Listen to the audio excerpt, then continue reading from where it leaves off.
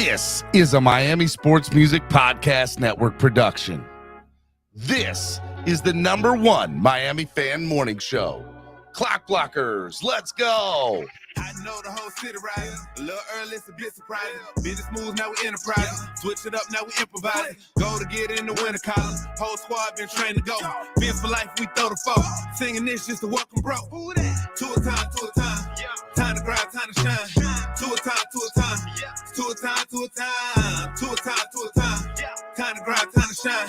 To a time, to a time. To a time, to a time. What is up, ladies and gentlemen? It is your boy, Stephen D. And this is the Miami Sports Music Podcast Network. Clock Blockers, the #1 Miami fan morning show. What is up, ladies and gentlemen? Good morning to my Finlaws, my family with a PH. Super excited to talk to y'all. Man, we're here, baby. We don't care that it's Therapy Monday. We do not care because that was the last preseason game. We gonna talk about it, but we don't care, okay? For real. I'm your host, Stephen Daniels. You can follow me on all social media at Stephen D SKPL. Spread kindness, positivity, and love. You can also follow Miami Sports Music everywhere at Miami Sports Music, except online or on Twitter, where we are at MIA Sports Music, okay? So make sure you guys do that. Also, hey, look, if you guys want to hit the like button on your way in, I ain't gonna be mad at you, man. Make sure you guys hit the like button, all right? It's free, doesn't cost anything. All you gotta do is move your finger, hit it, just tap it. Just tap it. Make sure y'all do it, okay? Also, hey, look, if you want to subscribe to the channel, there are plenty of ways to do it. Actually, there's one way to do it. There's one way to subscribe. You hit the bell, you hit the subscribe button, you hit the bell notification, you hit all notifications. That way you get notified anytime Miami Sports Music goes live. Okay? Seriously. Or Solo D drops a new video or any of that stuff. Okay? So make sure you guys do that. Now, if you guys want to sign up to become a member of the channel, there's plenty of different ways to do that. Okay? First thing that you can do is you can use the YouTube live super chat, which is the $sign below the bottom of the chat, or you can use Cash App or PayPal. And you guys can do that, and that's for donating to the channel. Okay, you guys can do MSM Podcast Network, or use the QR code right on your screen, or MSM Podcast Network, or use the QR code right on your screen. All right. Want to give a big shout out to our sponsors of the show, ZSM Sports. ZSM Sports, the #1 place to get your cards, jerseys, balls, and hard to find items. Make sure you follow ZSM Sports today. Also, Lime, less is more events, the only place to get tickets to the hottest sporting events across the country for less than the competition, allowing you to have more fun. Give Lime a call today at 202-930-3533. Tell them Steven and Clock Blocker sent you, and they will take care of you. Best part of them, 0 service fees. The price you get is the price you're always going to get, okay? Price you see is the price you're always going to get. It's awesome. And last but certainly not least, Tailgreeter. Download the app today on your current Crapple, if you have Crapple, and I'm sorry if you do, or Android devices, Team Android all day. All right, it's good stuff. All right, we got a good show lined up for you today. It's obviously Therapy Monday, so we're going to bring you all on later on in the show, one at a time, and you guys can tell us what you all think. But in the meantime, that means I have a co-host, my man Lewis, and I'm going to bring him on right now because we got a lot to talk about this morning. Ladies and gentlemen, my co-host from the Fins Tailgate Network, my brother from another mother, Mr. Lewis. That's Cap. It's good. Good morning, Steven. What's going on? Baby? How are you? Chilling, bro. I'm always good. Chilling. We don't care that it's Therapy Monday, do we? A little bit. We don't care that it's Therapy. We care a little bit. It's preseason Therapy Monday. We're going to have very few Therapy Mondays in the regular season. I'm hoping. That's what the ultimate goal is. That is to have less Therapy Mondays. All right, today we're going to talk about, are the Dolphins in trouble? We're going to say, Dolph fans, should you guys panic or should you guys chill? We're going to talk a little bit about that. We're going to try to give you the latest updates on the Jonathan Taylor, saga, mess, trade, whatever you want to call it. We're going to talk about that. And then as we are going throughout the morning, because 3 p.m. tomorrow is the official 53 cut down. So between now and tomorrow, I think it's going to be pretty crazy around the NFL with cuts in trade. So we're going to bring you the latest. And we're obviously going to have a recap and the fan reaction of the Jaguars-Dolphins game. So first things first, man, how was your weekend, man? What'd you do this weekend? It was good. Finally got a day off after working 6 days straight. So spent a little time with the family yesterday. They out here working you, man. Yeah. It money is good, but a lot of work, man. So out here excited. Yeah. Listen, I'm either working or being a daddy last night. Not that I wasn't up till 2 a.m. with you, man. On that other network, those guys over there, the great Fins Tailgate fellas. Guys were up till 2 a.m. Had my ass up till 2 a.m. You guys got to remember. That's why we're late. That's why we're late this morning. You want to blame somebody? Go blame the Fins Tailgate for having me up till 2 a.m. on their network last night, man. Okay, it's gonna be crazy. If you mean blame, Steven, to send people over to sub and become a member, then yes, blame the Fins Tailgate. Blame the Fins Tailgate. Just by all means, do it. Love it. Yeah, man. Again, it's been crazy for me with the whole move thing, and I got to get a whole bunch of stuff straight in the next 2.5 weeks, so it's going to be crazy there. But for me, Saturday night was awesome because, well, until they lost, but 7 p.m. Saturday night Eastern Standard Time had Caleb Williams of USC on TV. It had the Dolphins Jaguars game. I'm a big Orioles fan, so it had the Orioles and the Rockies. And then NASCAR, the final Daytona. Bubba Wallace? My boy, Bubba Wallace, boy. Let me tell you something, Lewis, okay? You know me. I'm Mr. Spread Kindness, Positivity, and Love. I don't normally get into... You were going in, Steven. Bro, I was going in on these fools on Twitter on Saturday night that were all hating on Bubba, talking about, oh, he barely got into the last playoff spot. Oh, he hadn't even won a race. Oh, he's not even a real good race. My boy made the playoffs. Okay, Trucker Sean, I see you in there. He made the playoffs. So I was out here. If you want to see some real funny crap, go to my Twitter page and look up the retweets or post and replies. They're not tweets anymore. Post and replies, and go see all the replies I did from this weekend. I mean, I was going in on people, on all the haters across the world that were just talking crap. I was defending my man out here. I had the Braveheart scene where they're going to fight. Yeah, he did. In the battle, I posted that on my Twitter page. I'm like, I'm out here ready to cook these fools. I had fun. I was up for like 2 or 3 hours after the race and all the games, just cooking people on Twitter. And I loved it. Loved every second of it. It was great. X, whatever you want to call it. So I had a you moment because I know you get out here and start cooking people on Twitter.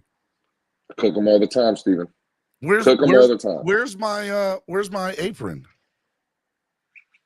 Well, I gotta order it. Well, I'm waiting for you to move so I can get your new address, and then I can send it to you that way. Or sound like. Or I can give it to you at the tailgate, or we'll make that happen. That's what they all say. All right, man. A lot to get into. Let's talk about the game on Saturday night. Let me get your thoughts about that particular 3.5 quarter football game on Saturday night. Yeah, it was ugly, Steven, to say the least. It was ugly. Ugly? You don't have a better word for it? Oh, no. Well, we can't curse up here, Steven. I got some other words I would like to use. What was I supposed to say this morning on the show from last night? I was supposed to say something. I don't even remember. Oh, you were supposed to title the show something. That's what it was. I totally forgot. And Chris, what? If you're watching, tell me what I was supposed to call the show today. I messed up. Oh man. But the game was ugly, Steven. for me, nobody cares about the wins or losses. Like, I don't care about that. But I think a lot of the people in the fan base are, kind of making excuses. Well, I've heard McDaniel didn't want to show anything. McDaniel told the players, go half speed. And that's not the case. Like, for me, I want to see our starters versus their starters, right?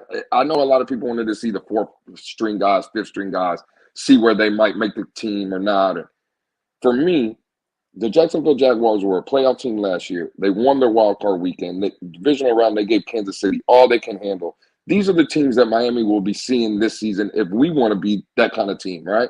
Yep. It was ugly against the Jacksonville Jaguars. Jalen Phillips was non-existent, getting pushed up and down the field. Bradley Chubb, where was he at? Like, I know Christian Wilkins and Zach Seiler weren't there. I get it. But Javon Holland, he's a starter. He was out there. Yeah. Xavier Howard, Noah Iguanagani, Cater Cahill. Don't say that on my channel. Well, I'm just saying, all the guys that are going to play significant roles for this team this season were out there when the Jags were out there with number one. And we got dominated. It did not look good, right? Like, I can't come up here and just tell I mean, what am I supposed to do, Steven, with that? With that performance on Saturday night, what am I supposed to say? Like, listen, go back and watch Coach McDaniel's press conference and then listen to Doug Peterson and tell me if you see a difference. And this is not a shot at Coach McDaniel. He's young, but I would like him to learn, because what Doug Peterson sounded like after Saturday night's game, that's what I need McDaniel to sound like. To be fair, Doug Peterson's team won that last Saturday. But they posed the question, Stephen. They asked Doug Peterson, why did your team look like they were ready to play? What they executed on all cylinders? What was that about? Doug Peterson's response was, it was an emphasis that we put in the building all week. We talked about getting off to a hot start. It was made a point, right? And the team showed. It looked like they came out ready to play. It looked like Miami was just going through the motions. Can't have that. Well, here's how I felt. Number one, I've been doing this show for over 3 years now, maybe even 4. And I'm telling you right now, I have been complaining since the moment Connor Williams walked into this building, which was 2 years ago now, or a year ago, whatever, that he is not a real center. And people, fans who I love, which is the reason I do this show, have told me, Steven, he's the 4th ranked PFF center according to PFF.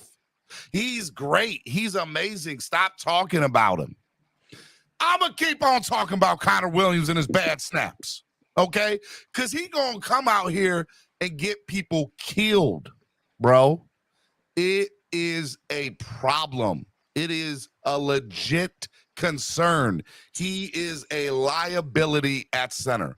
And anybody who tries to tell me differently, I'm going to fight you on this with you, because it is a problem. It makes the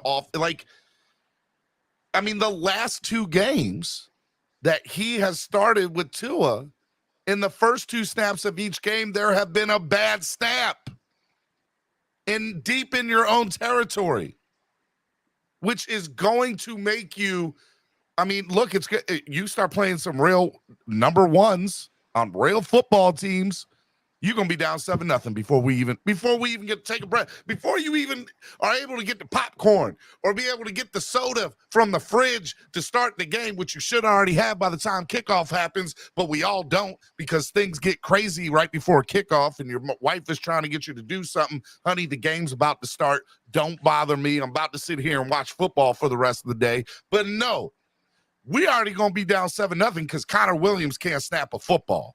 Yes, I said it.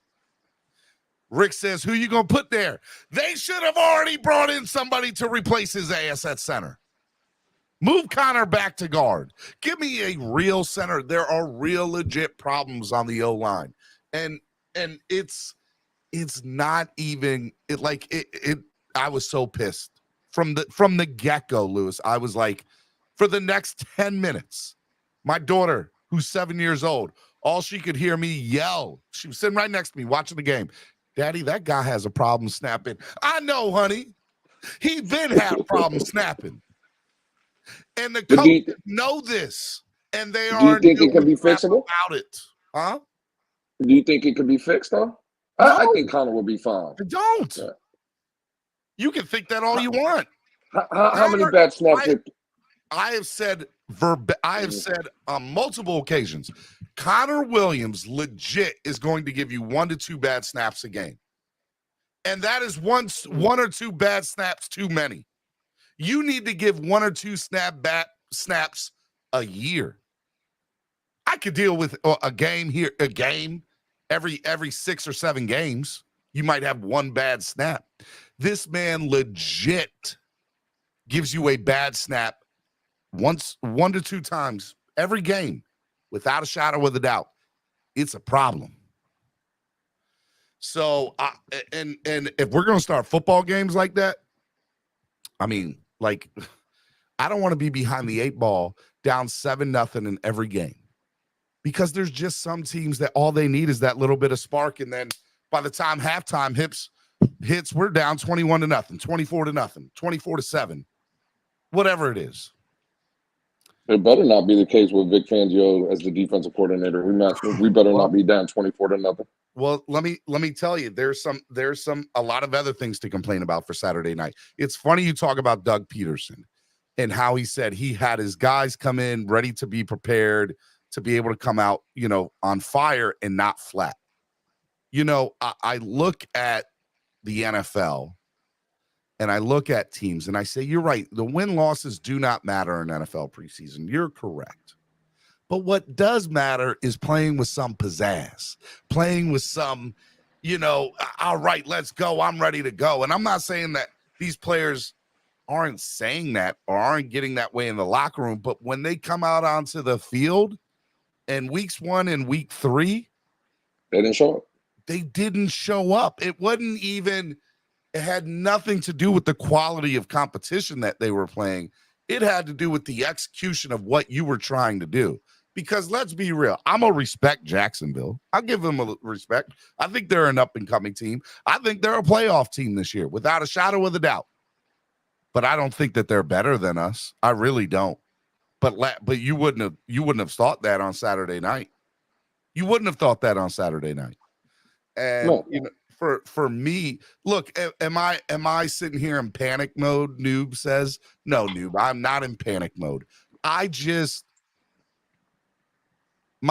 have red flags. How about that? My sensors are up. I'm in stealth mode trying to figure out what is this team? Who are they? And who's going to show up week 1? Well, let's go to see. Everybody just wants everything again. Peaches and cream, rainbows and unicorns. All we heard during training camp and OTAs, right, were Jalen Phillips, Bradley Chubb, always in the backfield, causing havoc, creating sacks. In the 3 preseason games, right, where have they been? Because the point I'm trying to make, Stephen, is it's good that you're getting sacks in training camp when you're facing Austin Jackson and Liam Eichenberg, right? Mm-hmm. That we all sit here and complain every day. Oh, these guys are trash. We need replacements. Well, you can't be good against those guys that everybody's telling me is trash. But then, like a game like Saturday, when you're going against a legitimate left tackle and Cam Robinson for the Jacksonville Jaguars, and Jalen Phillips is getting pushed 10 yards down the field, that's not a good look, bro. I can't come up here and keep telling people Jalen Phillips is a 10-plus sack guy because all I hear of reports coming out of practice is he's dominating Austin Jackson. I need you to start dominating Cam Robinson. I need you to start, the defense looked bad, bro. Was that a Josh Boyer? When Saturday night, one takeaway I took when I was watching the game, I thought we had hired Josh Boyer back. And I know things are vanilla. I know we're not, but bro, it was bad. It was ugly. It was ugly. So let me. I see CB83's take. He said, I leave for a week. Crap gets crazy and the team is no longer a contender. I never said the words out of my mouth. You never heard that I don't think we're still a contender. We're still a contender. We still 100%. Have, but I would be naive to say that I am not that my sensors aren't up, that I'm not on high alert, because there are red flags that I've seen through 2 games that make me, really question what's going on. Here's the thing. Fangio has straight told us to our face the depth on this team on the defensive side of the football is a problem. We know that the depth on the offensive line is an issue. That's not even up for debate. So if our defense says that the depth is an issue all across the football on the defense, and our defense coordinator and our offense, look, our running back room is what it is. We'll talk about Jonathan Taylor here in a few. We know that, we like our wide receiver room. Our tight ends would probably be rated as one of the worst in the NFL. But to be fair, we know that they're not there to catch passes for the most part. They're there to block. So let's just make sure that they look good in the blocking scheme of things. And if they are, they're doing their jobs as far as tight ends are concerned. But that O-line and the health of our quarterback, who I love. I love Tua. I love Uno. I'm a Tua fan. I think Tua could possibly, if things go the correct way, could have an MVP year. Okay, I really believe that. But things have to be perfect in order for that to happen. There can't be a lot of injuries. There can't be high snaps and people falling on top of Tua. Did you see that? Did you see when that high snap took place, the guy fell on Tua? I did. That's dislocated shoulder 101 right there. Tell me that's not. I'm not even talking about concussion. I'm talking about we all you fall on somebody like that, you screw up their shoulder, they're out for 6 weeks. Easy. Mm-hmm. Easy. Yep. So we have some problems. We have some red flags. We need to address some things. Is our starters good? Yeah. When everybody's there and everybody's healthy, we're legit one of the best teams on paper. And it's not even close. But the depth, I question. Seriously. And by the way, that's not just me saying it. Vic Fangio has said that. They all say it. We know what the offensive line is. Yeah, there's concern. See, with the offensive line, we all don't like Liam Eichenberg, right? OTA's Connor Williams wasn't there. We heard Liam Eichenberg was taking snaps at center. We had 3 preseason games. Coach McDaniel don't try that experiment out. Hey, why? I'm gonna be real with you, Lewis. I'm gonna be real with you. I'm ready to see Liam Eichenberg play some center over Connor Williams. And if I'm that desperate that I'm ready for Liam Eichenberg to play at center, then I'm desperate. Okay, I'm straight desperate. But it's not about being desperate, Stephen. We heard the man was doing a pretty good job in OTAs. Everybody tells me that the preseason doesn't matter, the games don't matter, which I agree with. It's about evaluation. It's about testing things out, right? Yep. Well, hell, if Connor Williams wasn't in the building and you had Liam Eichenberg doing it, why in the preseason when nothing matters and it's all about evaluation, why not give Liam Eichenberg that opportunity?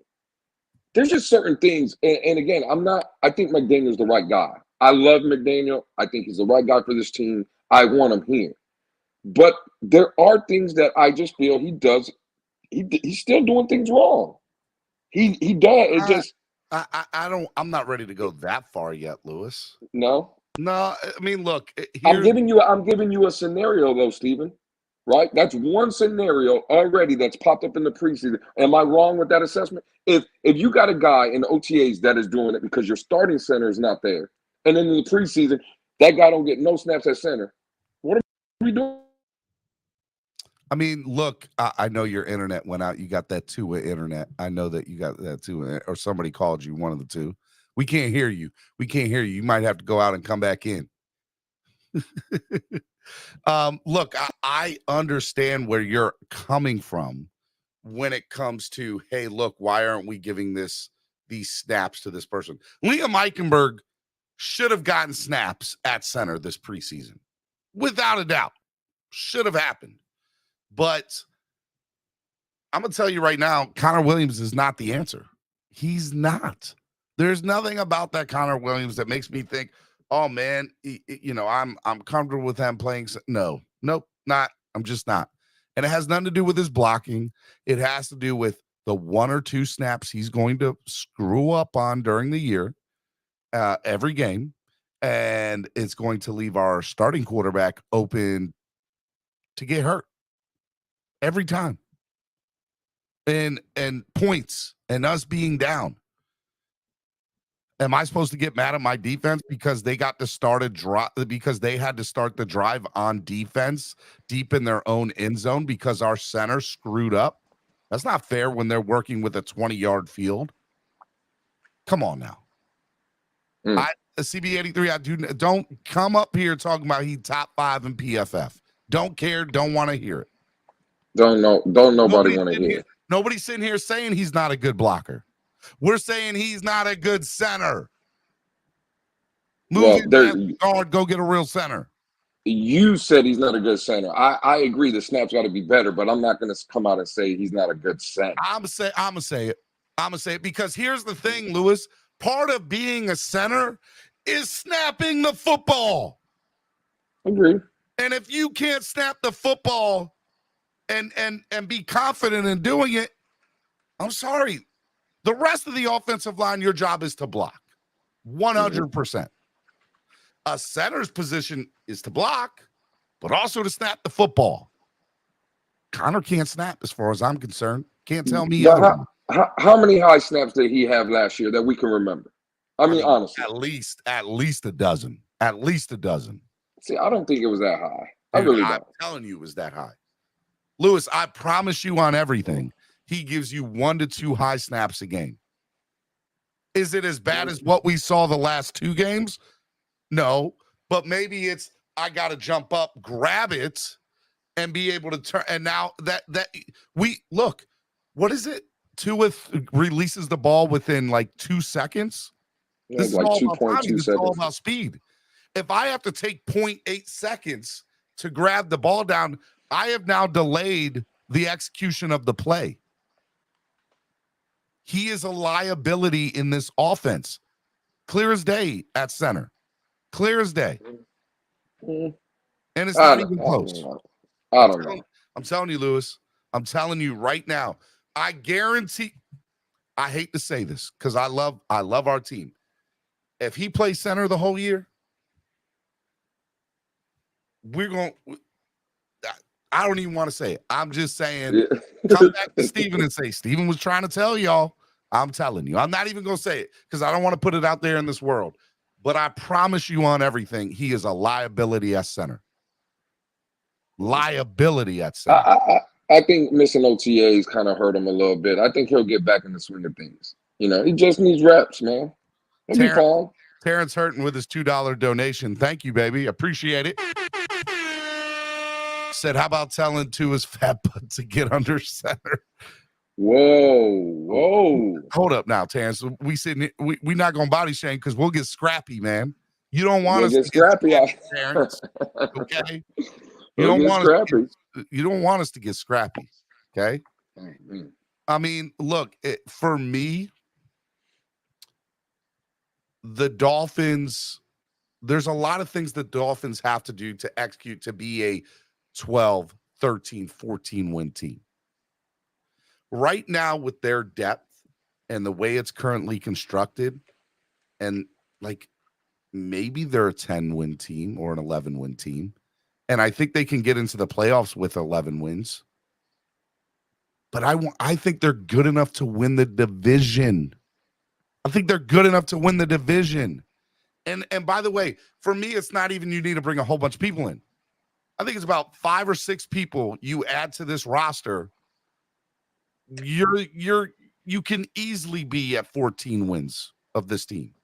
You add Jonathan Taylor to this team, you're at 12 wins minimum no matter what. It's not even close. You add another really good offensive lineman to this team, that's probably good for at least a half a win, if not a full win. You bring in a real center to this team and move Connor over to guard, guarantee you that's a win, an extra win. Guarantee it. Yeah, but where's all this money coming from? Because you're talking about going against Jonathan Taylor, a real center, a real. You're right. Like, how are we doing this? I'm with you. I'm not telling you you're wrong. Okay. All right. I'm living in fantasy land. I get it. I understand it. I'm living in fan land. I get it. I understand it. My issue with it is it can be done, right? Let's talk about the Zach Seiler signing. The Zach Seiler signing alone is absolutely amazing.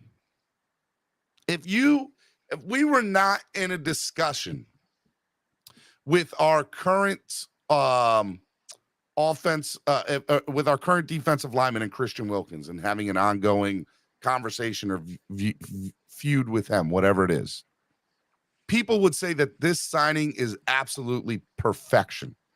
Fans would be loving this Zach Seiler signing if we weren't having a conversation about Wilkins on the other side of it. They would say Greer's a genius. Look at what he did to lock this guy up for 3 years, which if Zach Seiler produces and keeps on going up and produces, this is a steal for the next 4 years, this year and the 3 years after that. Right? Steal. Absolute steal. Can't tell me it's not. But because of the issue with Christian Wilkins, because we have probably, and I even warned you all to this, I said, if they don't get this done by the beginning of the season, you risk alienating a player that has a grasp and a hold of the locker room. And he does. Now, fans are happy that Seiler got it, and probably his teammates are excited that Seiler got the bag, considering the man was living out of an RV or a truck his first year in the league. But to be fair, Lewis, I love the signing. I'm glad Seiler's here. But unless the Wilkins deal gets done, there is no way, shape, or form I see Wilkins staying past this year. Just don't see it. Not even under the franchise tag? I mean, we could franchise him. We can franchise tag him next year. You're right. But then we'd be paying him $20 million. We're already paying multiple people double digit. Like, I want to say, what is there, 8 or 9 players that put us right at the salary cap alone next year? Yeah, but Agbo will be coming off the books, right? You could easily move off of Xavier Howard if you really wanted to. Go ahead and talk. I'm going to go out and come back in and just hit the reset on my screen. I'll be right back. Give me 2 seconds. Go ahead and talk. Yeah, go ahead. I mean, listen, Agbo, you can restructure, or not restructure. You can get off. X, you can get off. Jerome Baker, if you really wanted to, you could get off. I think there's room that you could play with, right? It just what the Dolphins feel like they need to do. I've been trying to warn people. I think Christian Wilkins is basically pricing himself out of Miami. It just is what it is. Christian Wilkins wants a number that his counterparts have been given, and he's just not worth it. I don't work with feelings.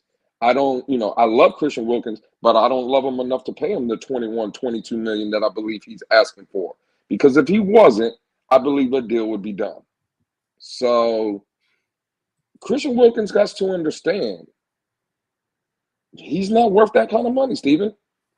I mean, it is what it is. Like, Miami, again, I've been posing the question. Going back to Jonathan Taylor, next 5 years, you want Jonathan Taylor on this football team, or you want Christian Wilkins?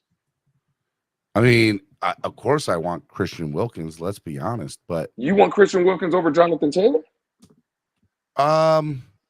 For the next 5 years, if I told you it's Jonathan Taylor for the next 5 years, or Christian 5 years, I think I would probably, if you're asking me next year, Jonathan, this year and next year, I'm taking Jonathan Taylor. If you're asking me the next 5, I'm probably taking Wilkins.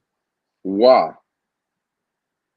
You're not building around Christian Wilkins. If this was a Brian Flores-led football team, Jonathan Taylor, but running backs, let's be honest, let's talk about it. Right. There's a reason they're not getting respect in the NFL, Lewis. You think that's because they're having long tenures around the NFL? Nope. So by theory, by just basic theory alone, it is more beneficial for your football team to invest in a defensive tackle over a 5-year period than it is a running back over a 5-year period. Forget the names, forget the players, just in general. It is better to invest in a defensive tackle. Not on this football team. It's not. And my there are exceptions to the rule. You are correct in that. Absolutely. And we are the rule. If the question was posed to me, hey, Steven, if you had to choose the next 2 years, I would take Jonathan Taylor all day long over Christian Wilkins the next 2 years. But this is not a 2-year window. That deal for Jonathan Taylor is not a 2-year deal. That move is because I believe McDaniel should be here for the next 5 to 10 years, right? I believe Tua should be here for the next 5 to 10 years. Hell, I believe Waddle should be here for the next 5 to 10 years. I'm building around that. That's my core, those guys, right? Mm-hmm. My core is not on defense. This is not a Brian Flores-led football team. This is a Mike McDaniel offensive-led football team. And again, that running back we're talking about is 23, or just turned 24 years old. So forget the 5 years. Let's say 4 years. Let's say you already got him under contract this year, and you give him, or actually 5 years, you give him a 4-year deal plus this year that he's already. There's your 5 years right there. And he'd still only be 29 when the contract is out. And actually, you front load it, give him some money up front. You get off that year contract in 2 or 3 years. I mean, Jonathan Taylor is more needed on this football team than Christian Wilkins is right now. Absolutely. Absolutely. Steven, I heard that this weekend the Jacksonville Jaguars gashed us up the middle. They did. I completely get it, and I get it. Last week when Christian Wilkins didn't play either, just to be fair. Absolutely. Christian Wilkins neither did Siler. Neither did him. Again, right. Against this week against Jacksonville. You know who played against the Houston Texans? Zach Siler. Christian Wilkins didn't play against the Houston Texans. The Houston Texans have a 1,000-yard running back in Dameon Pierce, correct? Yes. He played there. Did he do anything? I think he had 12 carries or something like that for 30 yards. It doesn't matter. Right. It's the preseason. No, it sounds right. What I'm saying is Zach Siler can get the job done. You don't need Christian Wilkins. You don't. Look, to say we don't need Christian Wilkins to me is a false statement. Christian Wilkins, we don't need him. Hold on, listen to me now. Christian Wilkins helps any team helps any football team and makes them significantly better. Now, does Christian Wilkins have the sack numbers that his counterparts have? No, he doesn't. He doesn't. But to be fair, he's also played in a very different system, right? That allows for people that come look at the Flores and Boyer. I don't even want to use last year as an example because it was straight trash. It was straight horrible last year. But what I will say is this defense should allow for him to get some sacks in here too. They should. If his numbers go up in sacks this year, playing under Fangio, which I fully expect.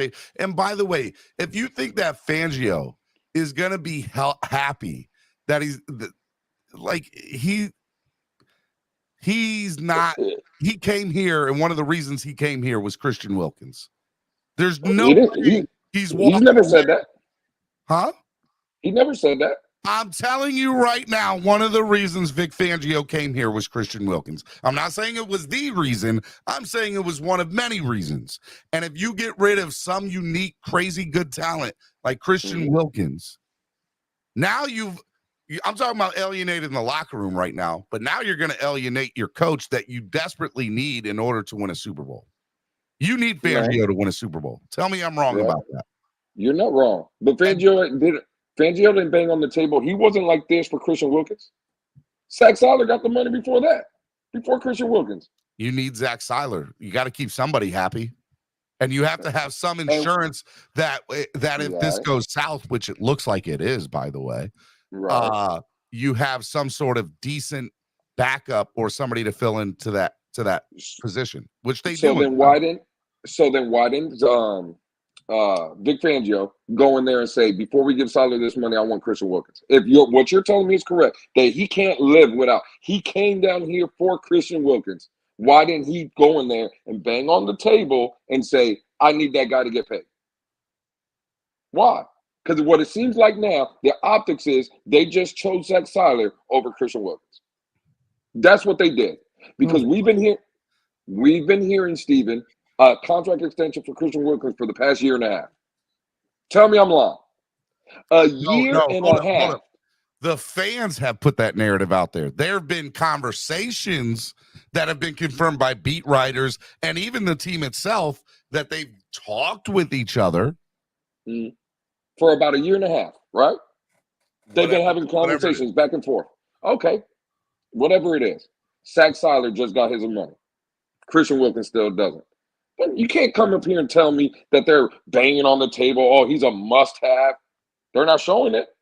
If he was a must-have. No. The one thing that the Dolphins are not, that Chris Grier is not,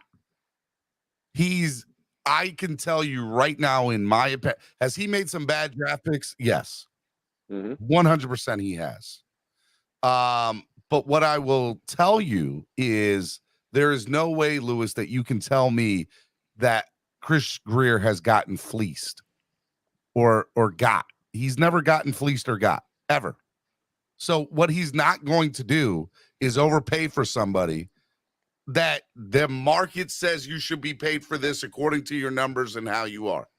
You're asking for this. I'm not going to pay you more than what you're worth. So if he says he's at 18 to 19 million, let's just throw that out there. And Christian Wilkins says, no, I'm at 24 or 25. That's a big gap. It's a big gap. I know everybody's sitting here saying, well, that's $6 or $7 million. You're going to let $6 or $7 million in the case of a contract negotiation is a big gap. It's a lot of money. Yeah. So what he's not going to do is feel like he's gotten the best. Like, he's not going to feel like he got. He's not going to let a player do that. And to me, that's not even a pride thing. That has worked out very well for him in his tenure as GM of this football team. And you can't tell me it hasn't, because it has. It's played very well for him.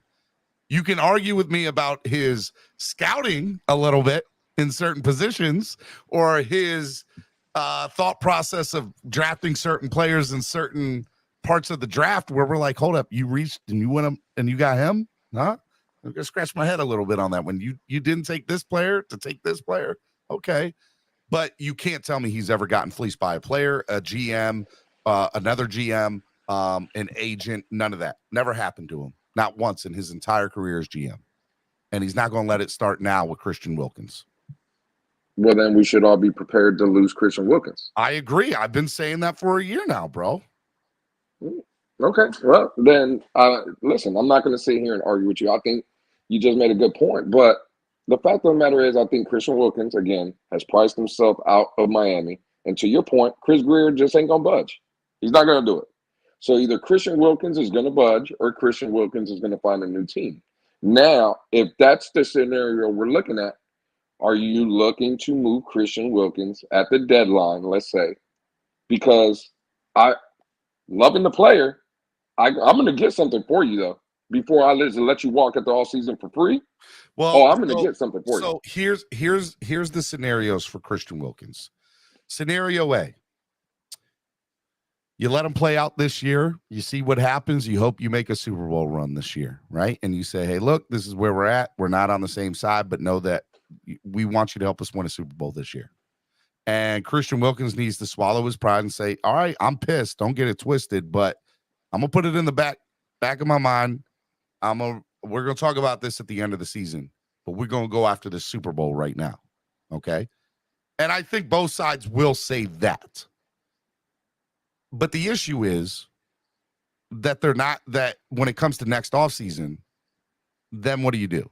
Franchise tag, transition tag, franchise tag, transition tag, and then trade them, whatever the case may be, right? And I think it's in Miami's, but believe it or not, taking feelings, I think the Dolphins are playing this the right way. I know people think they're not, but they are. His sack numbers don't dictate him getting $24 to $25 million. They just do. They just don't. But if he comes out and goes full world and goes crazy, you can then justify and say, all right, well, here's 26. We'll make you the highest paid at this position because you went off this year. But if he produces the same way this year, right?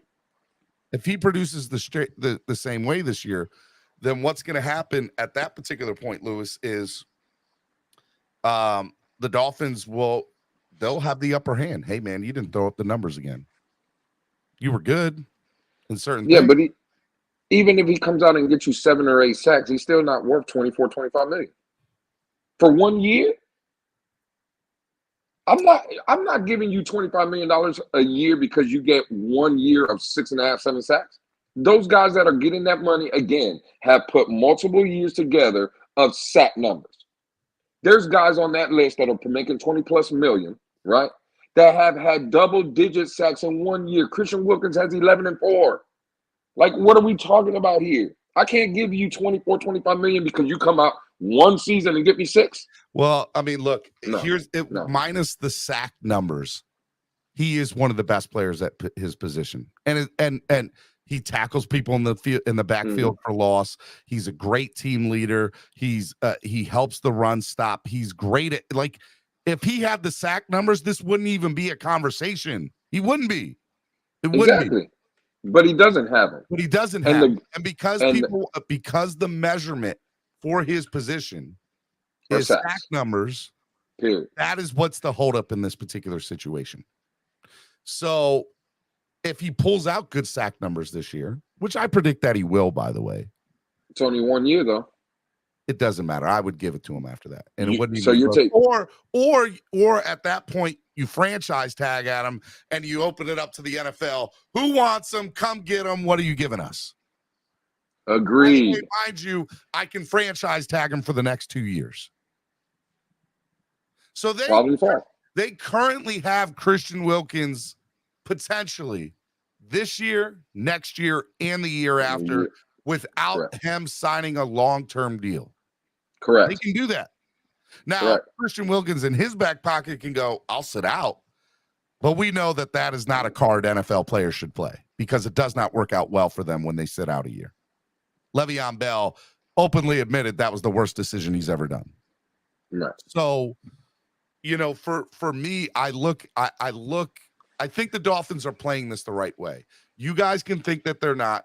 And from a feeling standpoint, they are alienating him and probably some players on the other team that are going to sit there and look at it and say, damn, he's the best player, one of the best players on this defense.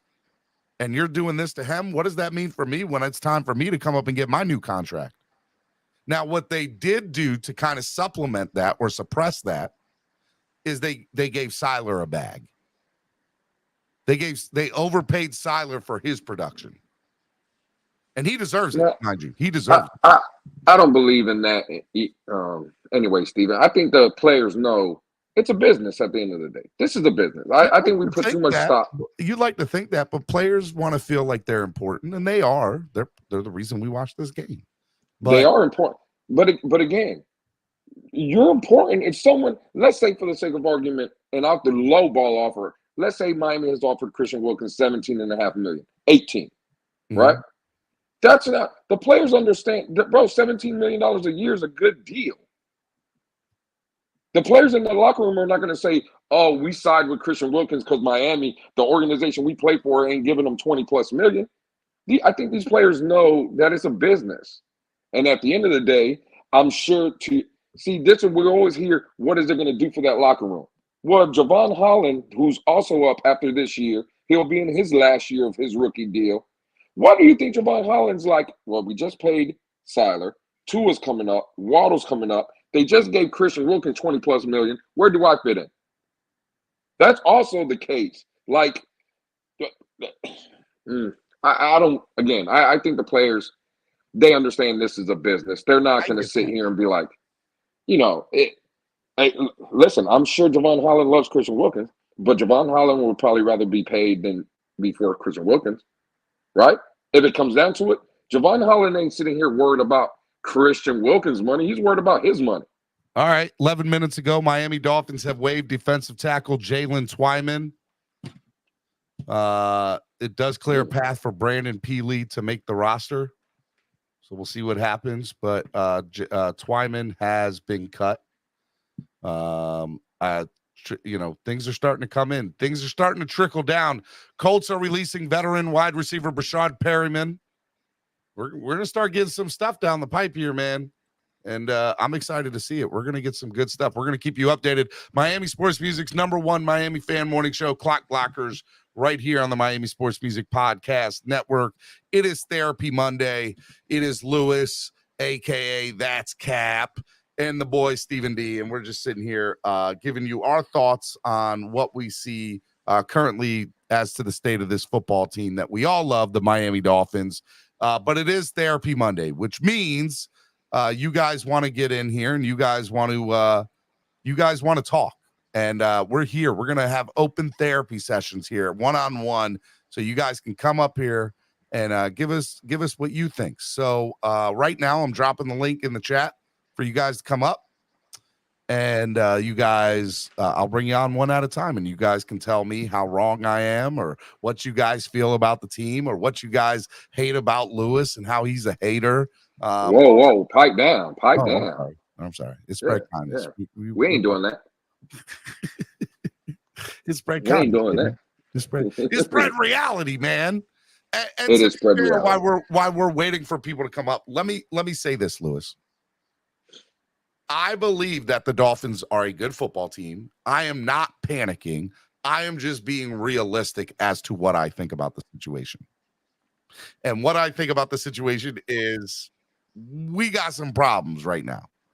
We got some things we need to deal with.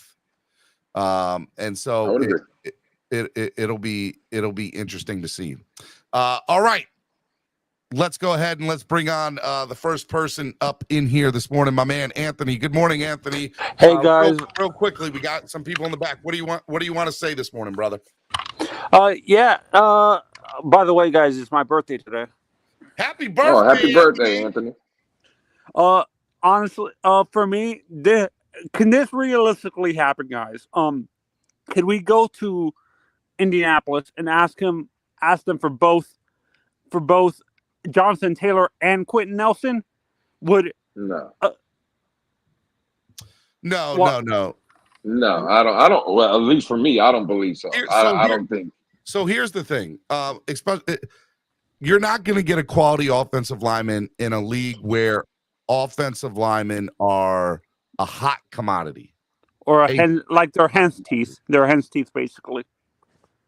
Like, they're very rare, is what you're saying. Like, you're not going to be able to get a Quentin Nelson who's an all-pro guard, basically, for nothing. It's not even doing. All right, so let's look at the Arizona Cardinals situation. Arizona Cardinals is essentially tanking for Caleb Williams. Mm-hmm. So they got rid of Isaiah Simmons and the offensive lineman that they had.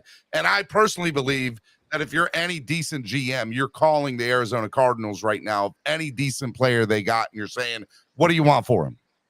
Right. I would be, if I am Chris Greer, I am on the phone right now saying, what offensive lineman are you willing to get rid of, and what do you want for him? I would 100% be doing that. I'd be saying, what secondary person do you have that's better than most of my, some of my secondary, not all of them, to provide more depth in the secondary? Who on the defensive line, can do that? And so right now, the Jonathan Taylor's the only thing the Indianapolis Colts are willing to consider letting go, because Jonathan Taylor's pissed off at them. And I don't think that relationship's repairable. So they either risk losing out on him in general because he could play. If I was Jonathan Taylor, I would dress and then just sit on the bench. By the way, that is something that a player's never done. I'm not going to get fined. I'll come out here. I'll dress. But I don't have to get into the game. No, the reason why I asked about the Quentin Nelson thing. This is why I asked about the Quentin Nelson thing, Lewis and Steven, is because if we have an elite all-pro guard next to Connor, does that help him with his yips, with like over snapping, or that has nothing to do with it? He has it. He has it. He just has it. No. Lewis and I are big baseball fans. That's a great comparison of a pitcher to the yips. But Lewis and I both know that in order to a pitcher that has the yips, for that to be reconciled, normally what needs to happen is they need to leave the major league team, go down to the minors, or go down to a pitching coach somewhere. And it's a journey. It's not something that happens overnight. So Connor Williams, yes, he has the yips, but we're about to be week 1 into the NFL. I don't think 2 weeks is going to change him having an issue with his snaps. And so for me, you just move him to guard and you go get a real center. My personal opinion. But that's the issue. I think it's harder to find an elite center than an elite guard. I just said that, Anthony. I said that finding a quality offensive lineman is going to be next to near impossible unless you can find a team that is willing to be tanking for Caleb Williams. And I promise you on everything, the Arizona Cardinals ain't gonna be the only one trying to tank for Caleb Williams. Yeah, Tampa, maybe. Their offensive line is pretty good. Maybe. But they just had a big one, too. Ryan Jensen just went out for the year. So their backup center is now their starting center. So, the reason why I asked that, too, the reason why I asked about the Quentin Nelson thing also is because we complain about the guard position also being a revolving door at left guard. That's why I was asking about Quentin Nelson. Maybe that. Yeah, but I think Isaiah Wynn has solidified himself as left guard, man. He's played well. If you watch the film, Isaiah Wynn has done a really, really good job at left guard. I think he's solidified there. So, guys, by chance, is there any updates on the guy that got injured during the preseason game? Like, is he okay? Is he still in a coma? I'm going to answer your question, Anthony. Happy birthday, brother! I appreciate you coming on, man. No, there's not. He left the hospital. And he did travel back home with the team. That's all I know. And that's it. That's all that I know right now for Daywood is that he left the hospital and he traveled home with the team. All right, let me bring on the next person up in here. My man, Manny. Good morning, Manny. What's up, buddy? Yo, good morning. Good morning. How are you? I'm doing good, man. Good to be here with you guys. I appreciate it, man. Welcome to the show. Welcome to Therapy Mondays, man. What do you want to talk about? So, I mean, again, I'm a casual, so I don't follow the stats and players like that. Okay. You know, we could all agree on that. So if you guys could just tell me, because Jonathan Taylor's been the top, top 5, whatever running back. He's playing on a team with, we could call a decent offensive line. Correct or not correct? Lewis, I mean, they're decent. They're decent. I wouldn't say they're top of the line offensive. Would you trade their offensive line for our offensive line 5 for 5? I mean, I think they have debatable better positions, maybe, but no. I think they're about the same. They might be a little bit better, but minimal at that. So, who's been their quarterback the past 3 years? Matt Ryan, Phillip Rivers, and Carson Wentz. Latter end of all their careers. By the way, side note, Carson Wentz is being considered to be the backup in Kansas City. Hilarious. That is hilarious. Subpar quarterbacks, right? Because they've all been, at the latter end of their career. Mm-hmm. You know what I'm saying? And who's been their wide receivers the past 3 years? I mean, they have none. They've had none, really. So I feel like the Jonathan Taylor stats alone is a little bit skewed towards his favor. You know what I mean? Like, I feel like the only weapon that Indianapolis has had the last 3 years. Absolutely, is what I'm trying to say. So that's a factual statement. You are correct. They've had no other weapons except for Jonathan Taylor the last 3 years. But to be fair, Manny, even if they did, they would still have relied heavily on Jonathan Taylor because he's that good of a back. We can't say that for sure. Yeah, 100% we can because he produced. He's that good.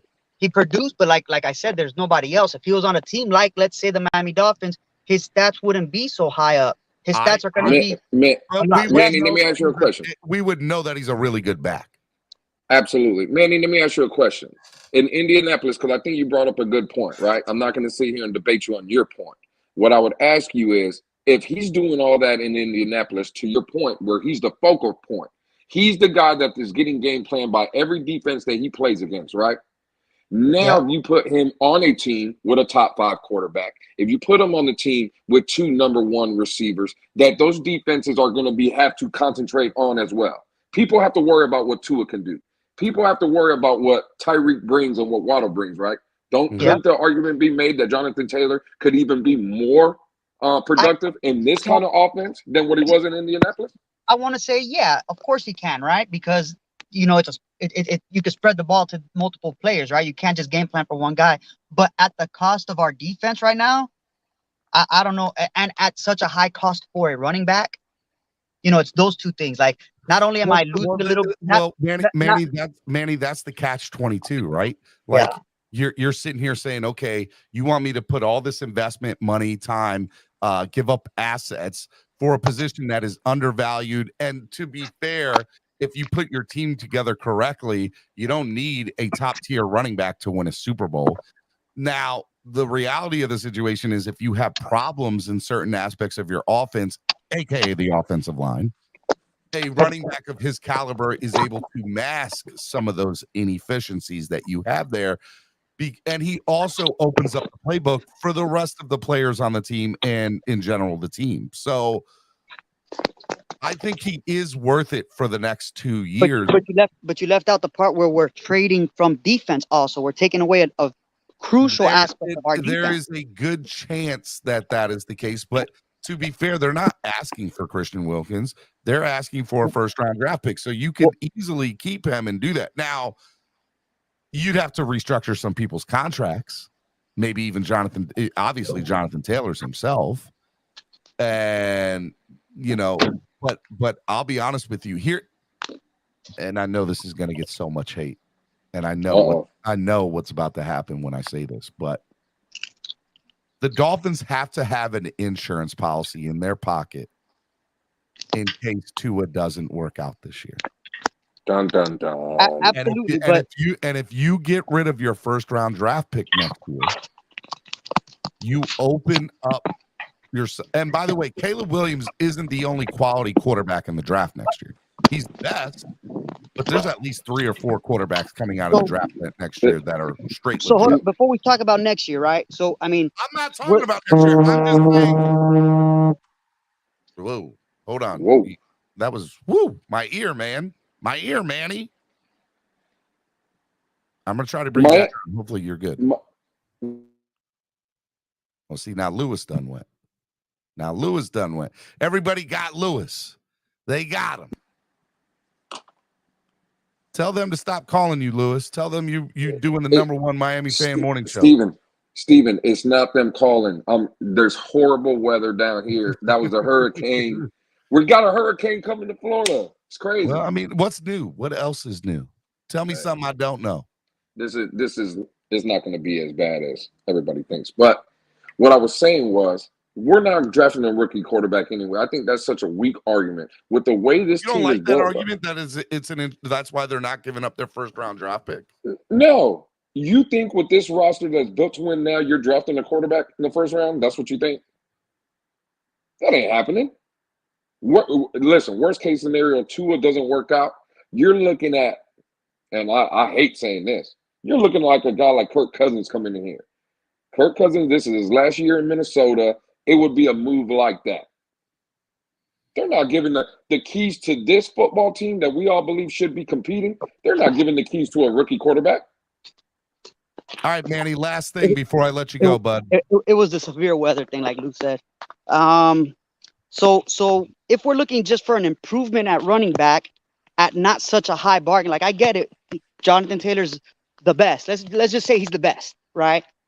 We don't really need the best. I see someone out there on the market like Kareem Hunt, who could also provide that same weapon. You know what I mean? Not the same. Let me not, get my head taken off by saying the same, but he's a better weapon than what we have now, where teams will still have to worry about Kareem Hunt. If I'm not mistaken, he's good enough that teams will have to plan for him. So why not just go get him for that bargain shop? Go to Five Below, go get Kareem Hunt, and we get to keep other pieces around. Because Kareem Hunt is not gonna mask your inefficiencies on the offensive line. Why do you say that? He's pretty dang good. I mean, he was pretty dang good, and he's good enough to. I'm going to tell you right now, he's good enough to be on a Super Bowl contending team. If you're looking at But stats, he's not his anywhere stats near. But you're going near based the on caliber stats. player Jonathan Taylor I is. feel like you're going based on stats, hold and on, Manny. he was in a loaded backfield. Manny, you are remembering Kareem Hunt from when he was with Kansas City at the beginning of his Cleveland career. He's not that same back no more, cuz he's not. I mean, he hasn't had a fair opportunity like that. And well, running backs don't, to be fair. So why are we going to be the idiots that go and give all out for because a running Jonathan back? Taylor is that dude. He is that person. He is. Well, I mean, Manny, I guess yet to be seen. People in the back room, Manny. Thank you, bro. Thank you. I'm gonna still be listening to this craziness y'all talking about. Love you, man. Be good, bro.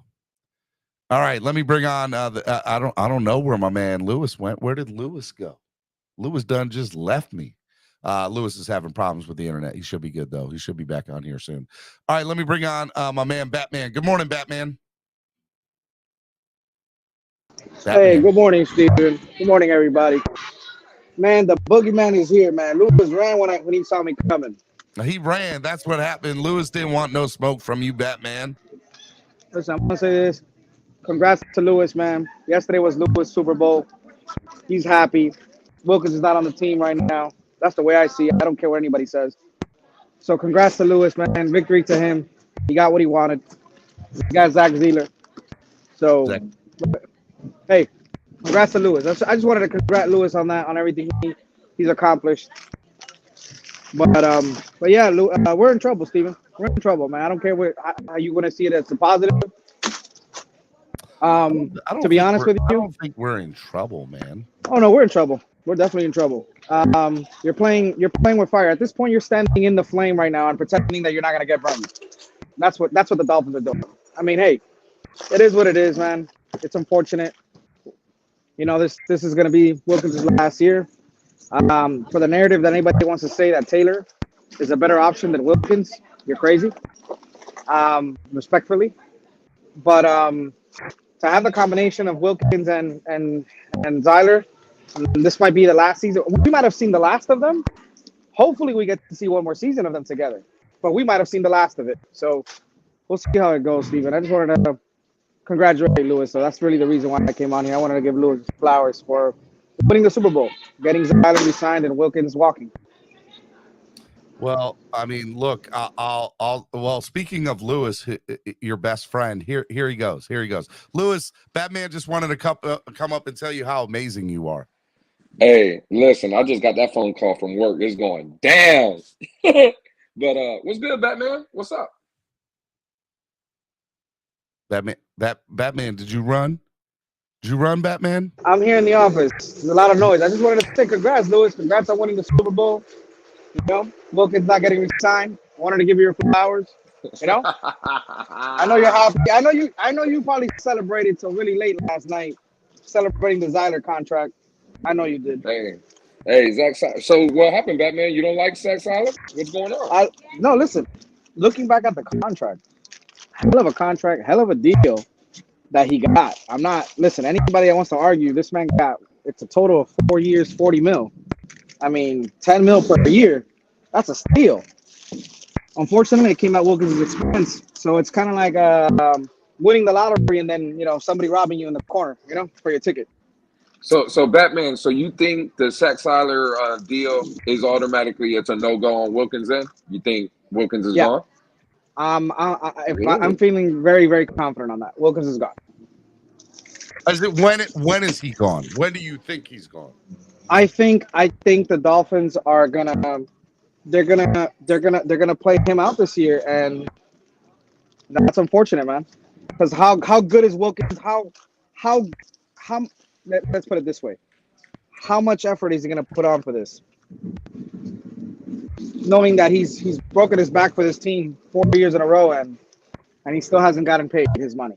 So at what point does Wilkins pull a Lamar Jackson?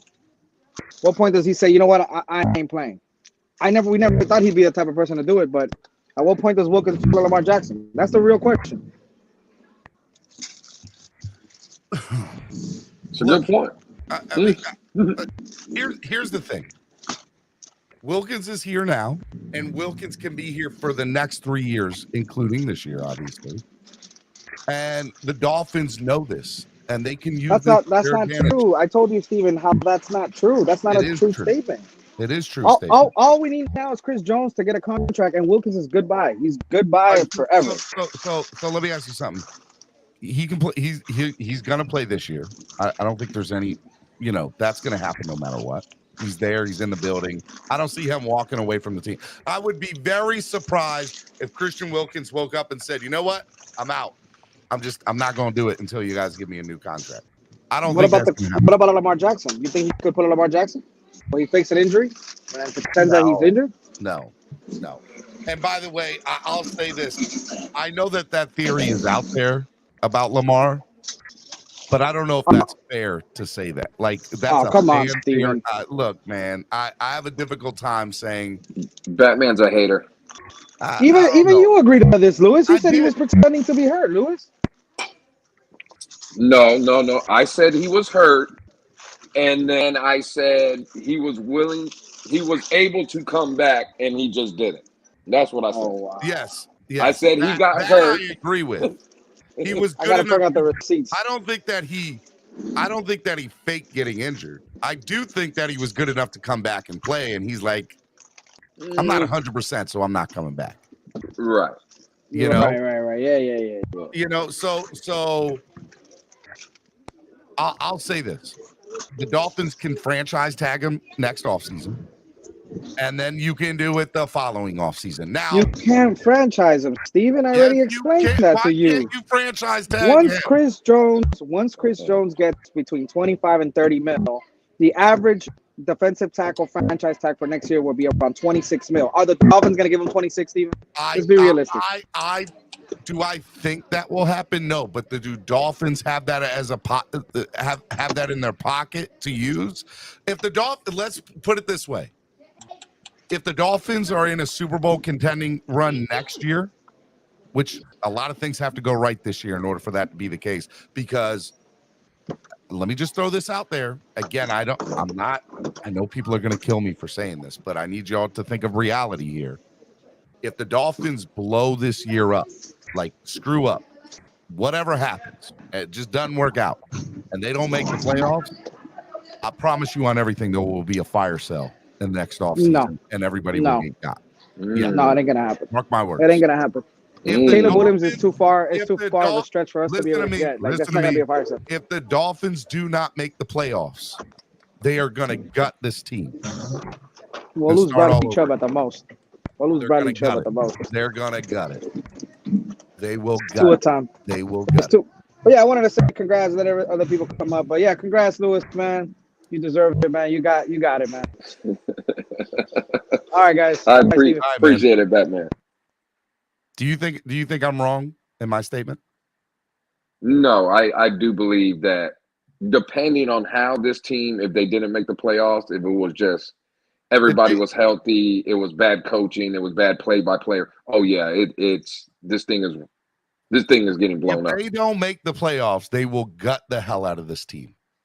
And it won't even be funny. And we'll be all sitting here crying the same way we do. And I'll admit I'll be crying. I'll be like, God, man, we're here again. Are you kidding me? Are we ridiculous? Now, the one way they don't do that, there is one way they don't do that. And that is if they have the opportunity to go get Caleb Williams. There's no shot. And I don't think that there's a shot to do that, to be honest with you, Lewis. I agree with you. Right. But they will do a hardcore reboot. God forbid something happens. Now, I don't want it to happen. I don't think that's going to happen. I fully predict the Dolphins at minimum will win 11 games this year. I think they can make the playoffs with 11 games. I think they're good enough to win 13 or 14, but some things need to happen in the next 48 hours, next couple of weeks before we start, maybe even during the season, some moves here and there, to help this year out more. But currently they're good enough to make the playoffs now. I think they're probably a Super Bowl. They can be a Super Bowl contender. They can make a run. Their offense is good enough their starting offense is good enough to make a run. Their starting defense is good enough to be a Super Bowl contending defense, but their depth is not. And in the NFL, and especially in today's NFL, you need depth to win. And if you don't have it, you're gonna be stuck. You're gonna be stuck in the 6th or 7th playoff position, hoping to get out of wild card weekend. And even then, if you make it out, you got to face the AFC divisional round and pray that people stay healthy. And if they're playing in the AFC divisional round, and we only have our backups that filled in because we had a whole bunch of injuries, our backups are not as good as the teams that'll be the starters in the divisional rounds. Now, our starters are just as good, if not better, than the starters of most teams in the divisional round, but our backups are not. In any way, shape, or form. You agree with that statement? I would say yes. As of right now, I think the depth on this team is definitely a concern. Man, that I'm not gonna lie, Stephen. That kind of got me depressed a little bit.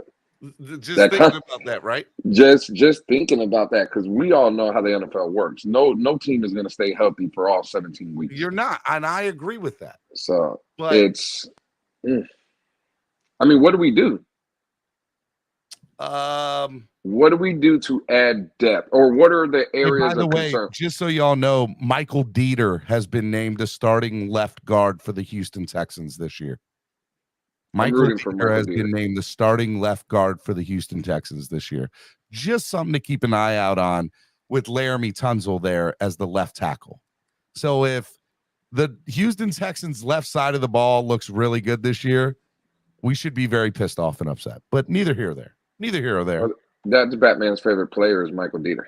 So, all right, let's bring on the next person, man. Let's, Bruce, man. Good morning, Bruce. How are you? Hey, guys. What's going on, Bruce? Good morning, man. What's going on, Louis? What's up, bro? My question is, there's a wide receiver problem happening in Denver right now. Do you think they would get rid of Cedric Wilson? Or do you think they should? Yeah, I think they should. But the problem is that I think Miami has been trying to get off Seti since last season, and no one's willing to take it. So, I mean, to your point, Denver does have some injury concerns. If I was Chris Greer, maybe I would reach out to Denver and teams like that. But I just don't know. In my opinion, either Seti's going to be on this team, or we're just going to have to bite the bullet and cut him and just eat that dead cat. You know what I'm saying? Eat that salary. Yeah, that's probably true. But I think that would be a good fit, though, for him to go over there. I think he'll get more opportunities. Because right now, when the team got injuries like that, they kind of get desperate. So you never know. They might take on that contract. You just never know. But I was just, I was just wondering about that. And another thing, too, Steven, I don't think that the Miami Dolphins is concerned about that first-round pick or picking up a quarterback. I don't see them picking up a rookie quarterback. I just don't see that happening with that first-round pick.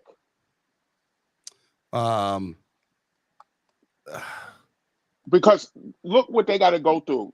First of all, they got to get this guy acclimated into the system, and it's not easy. Everybody doesn't learn this West Coast offense that easy like that, especially in McDaniel's offense. That's number one.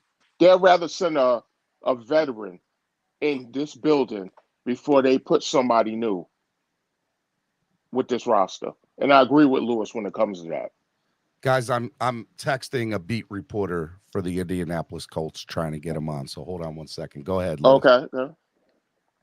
Yeah, I agree with you, Bruce. That's what I was saying earlier. I think if, Tua, for whatever reason, doesn't work out, which, I don't believe that's going to be the case. Me either. I don't believe that either. He would have to really stink it up.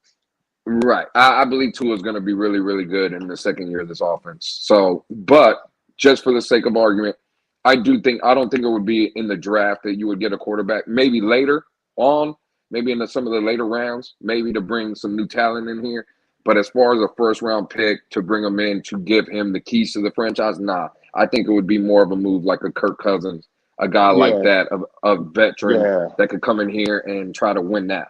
Yeah, I agree. I agree with that. And another thing too, what we're picking like number 32 in the first round or something like that was like 29 to 32. Well, I mean, we hope that it's 29 to 32 in the first round. You know, but there's a reason why I'm asking you that, because most likely we won't know till the end of the year. We won't know. No, I understand that. I'm just saying usually most of the talented quarterbacks usually follow anywhere between 1 to 20. That's why I was asking that. But look, there's at least 4 or 5 quarterbacks. Here's the thing. I don't want to get into next year. I basically said that as a blanket statement that. No, I was just asking you a question. I hear you. I do feel that the Dolphins in their back pocket, I think that's why they ultimately don't want to give it up. They need to have an insurance policy to be able to use that maybe among other assets to maybe get a starting quarterback in next year's draft. And I just think that's something that people need to realize, that might be the reason they're not willing to give up a first round pick for Jonathan Taylor, because they're gambling already right now with Tua. They love Tua. They want Tua to work out. I want Tua to be the guy. Tua's talent is more than good enough. Yeah, me too. I want him to work out. Can Tua stay healthy? And that's the question. They can't afford for Tua to be hurt again this year and then go into the next offseason and say, you know what? Yeah, they don't want no more X amount of dollars, and we, are gonna. No, you can't do it. Because you don't want no more setbacks. You can't do it. You just can't. So, all right. Anything else, Bruce? No, it's all good. I just wanted to chime in and ask that question because I just thought about what happened last week with the wide receiver room in the Denver Broncos. That's why I was just really asking. Well, right. I appreciate you letting me up here. All right, Bruce. Appreciate it, brother. Be good. All right, Bruce. Be good, bro. All right, Miami Sports Music's #1 Miami fan morning show, Clock Blockers, right here on the Miami Sports Music Podcast Network. You're out of here at noon, right? Yes, sir. All right. At noon, I'm bringing on Jason Sarney, who's bringing on a beat writer for the Indianapolis Colts. So we are trying to lock it down. It's 95% done. We just got to make sure that the time works. So stay tuned. We're going to have an official beat reporter for the Indianapolis Colts on at noon here live. So stay here. Don't go anywhere. We bring you all the hottest action here on Clock Blockers. That's going to be awesome. Morning. I'm excited. Shout out to Jason. That's going to be good. Sarney's the guy. I don't care what anybody says, man. That's my boy. That is my boy. And then a little reminder, tonight at 8 p.m., we're going to be live tonight at 8 p.m. And we are going to be doing for those of you who want to attend Dolphins games this year, all across the world, we are going to bring you live every single tailgate, home and away that we have big affiliations with, and some that we don't have any affiliations with that are just part of the Dolphin family.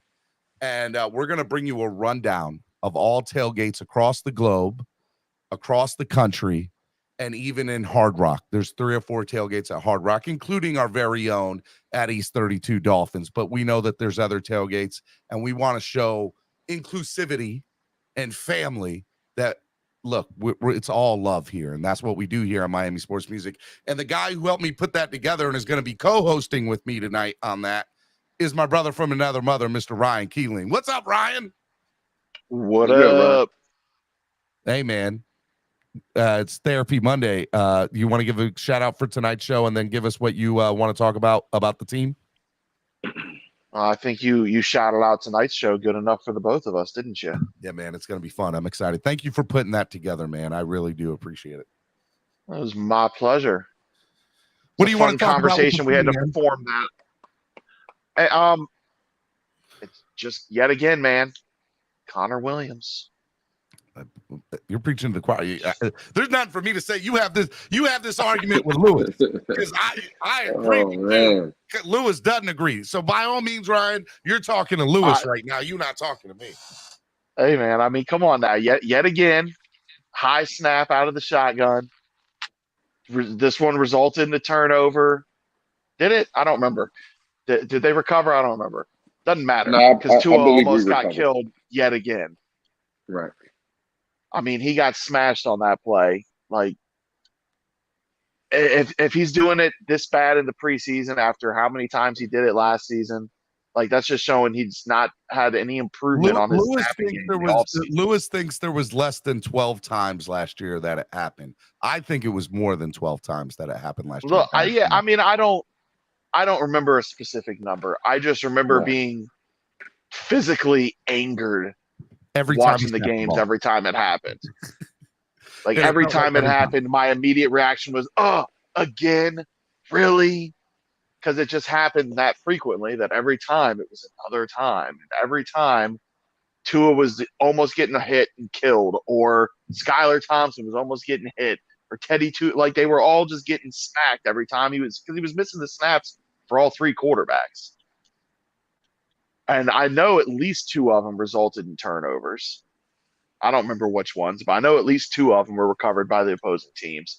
And I'm pretty sure, if I remember correctly, those two resulted in scores.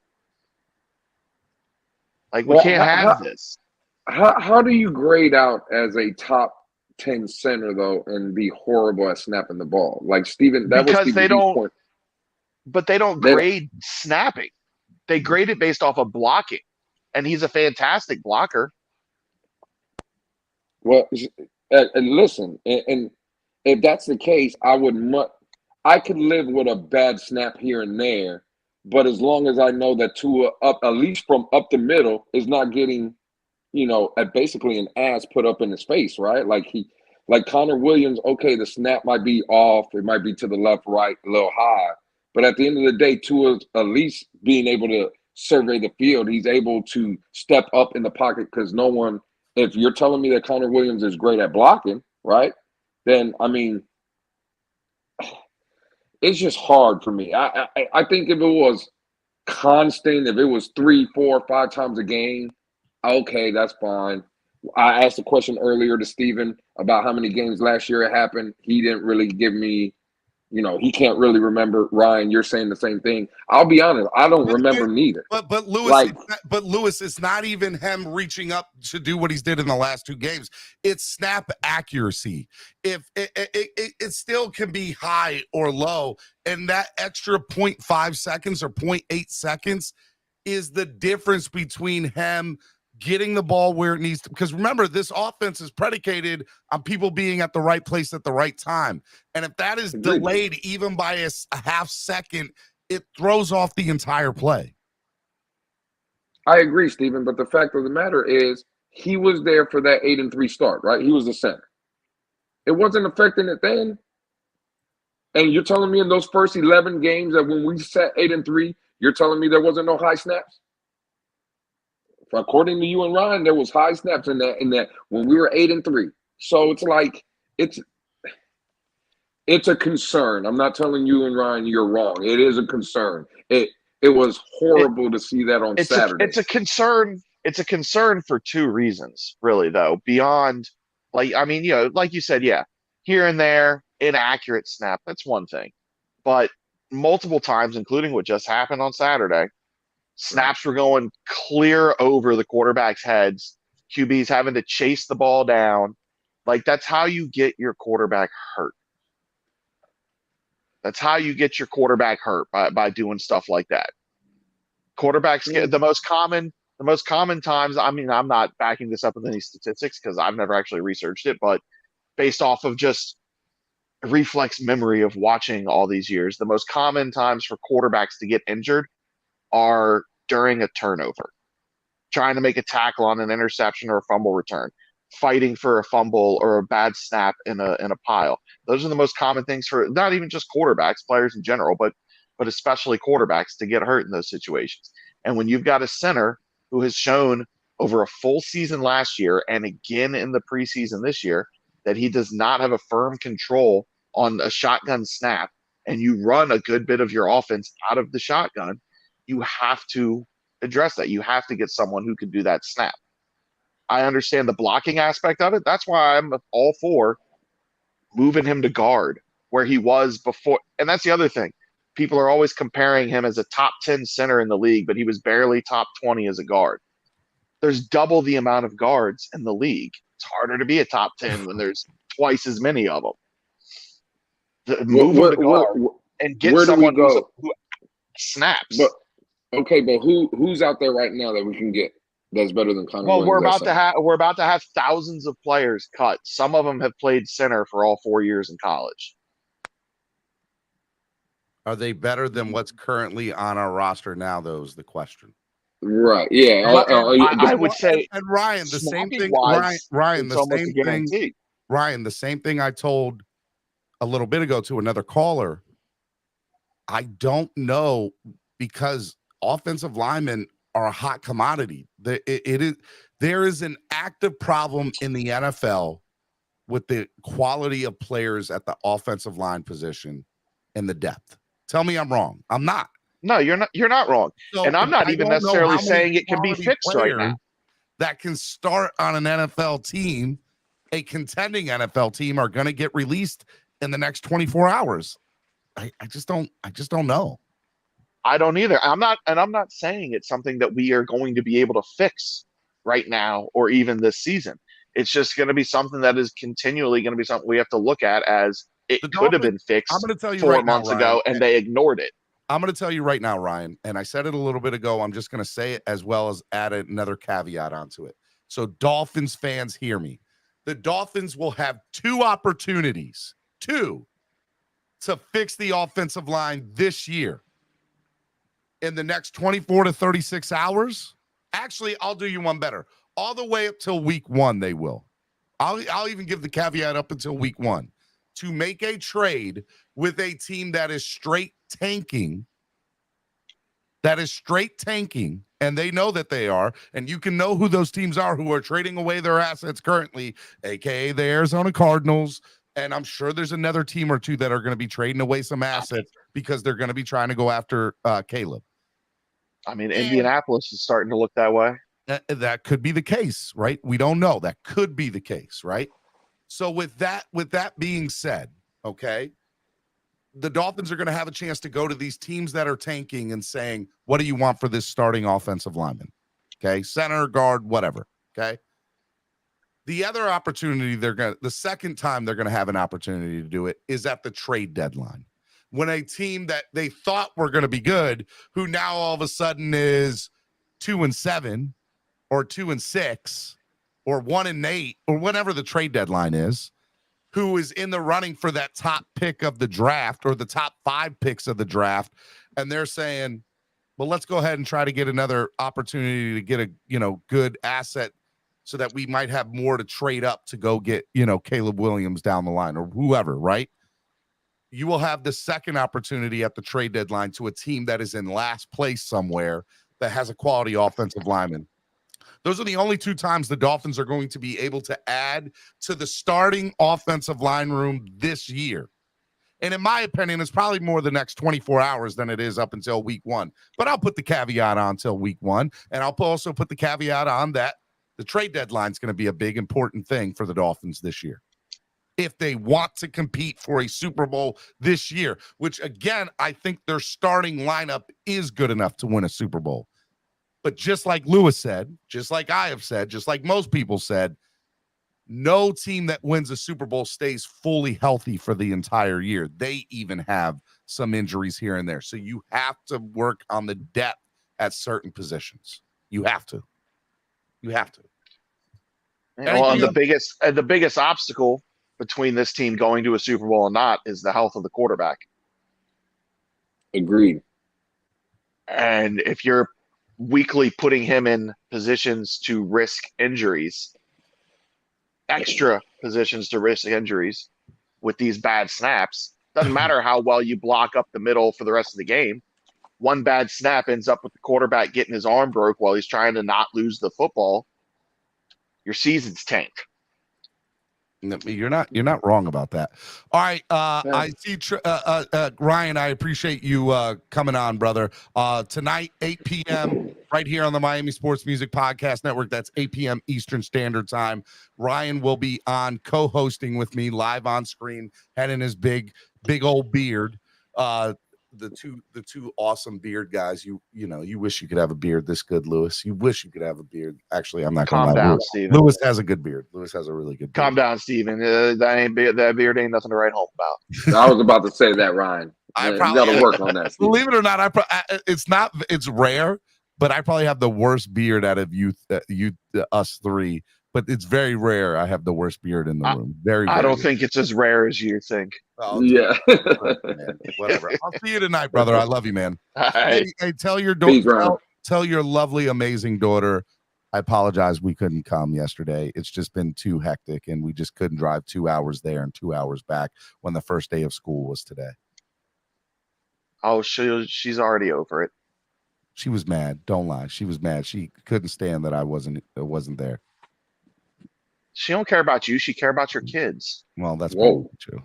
Whoa. I mean, we know what the real deal is. Love you, Ryan. Be good, man. I felt like it was the internet that dropped him off, but I thought that was a mic drop. Like, dude, she doesn't care about you. Hey, Triple S podcast.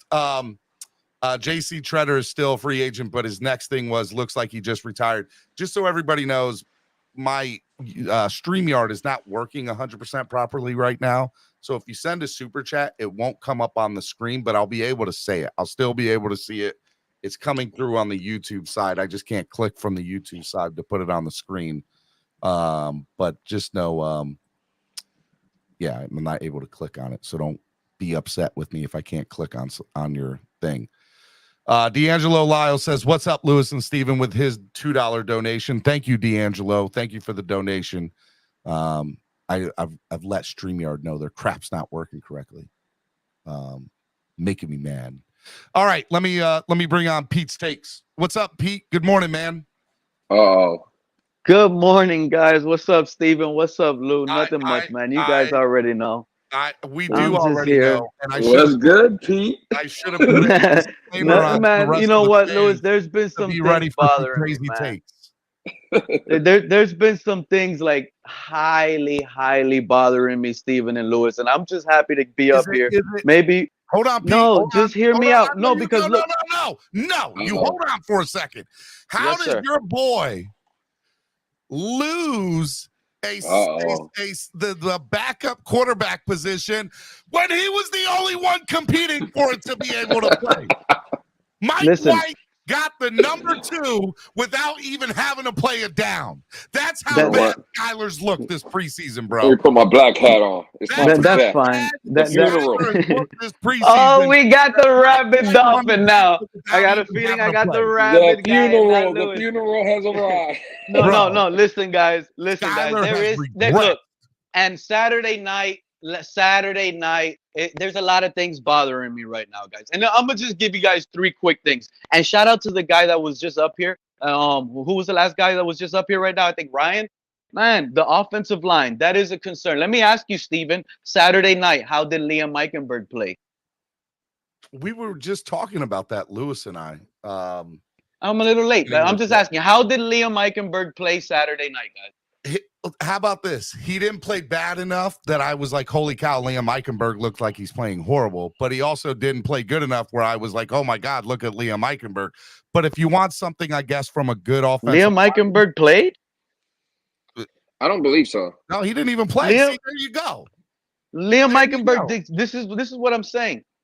Liam Eichenberg didn't play. He played bad and didn't even play. That's how bad Eichenberg is. Listen, Steven, Liam Eichenberg didn't play. He looked bad on the sidelines. He looked bad. And the problem with this is we have offensive line issues. And this is why before the draft happened, Steven, Cam was up here agreeing with me. Shout out to Cameron. I was telling you guys about this offensive line, moving Connor Williams to guard, and we draft a center. That was the deal. That was ideal. There was nothing else we should have done with that 2nd round draft pick other than try to move up and draft a better center or the guy that fell to us, right? So we didn't address that. So Connor Williams is good enough as a center, I guess, in their eyes. But my thing is, right now, Jalen Mayfield got cut by the Falcons. I'd cut Eichenberg in a heartbeat and give me Jalen Mayfield.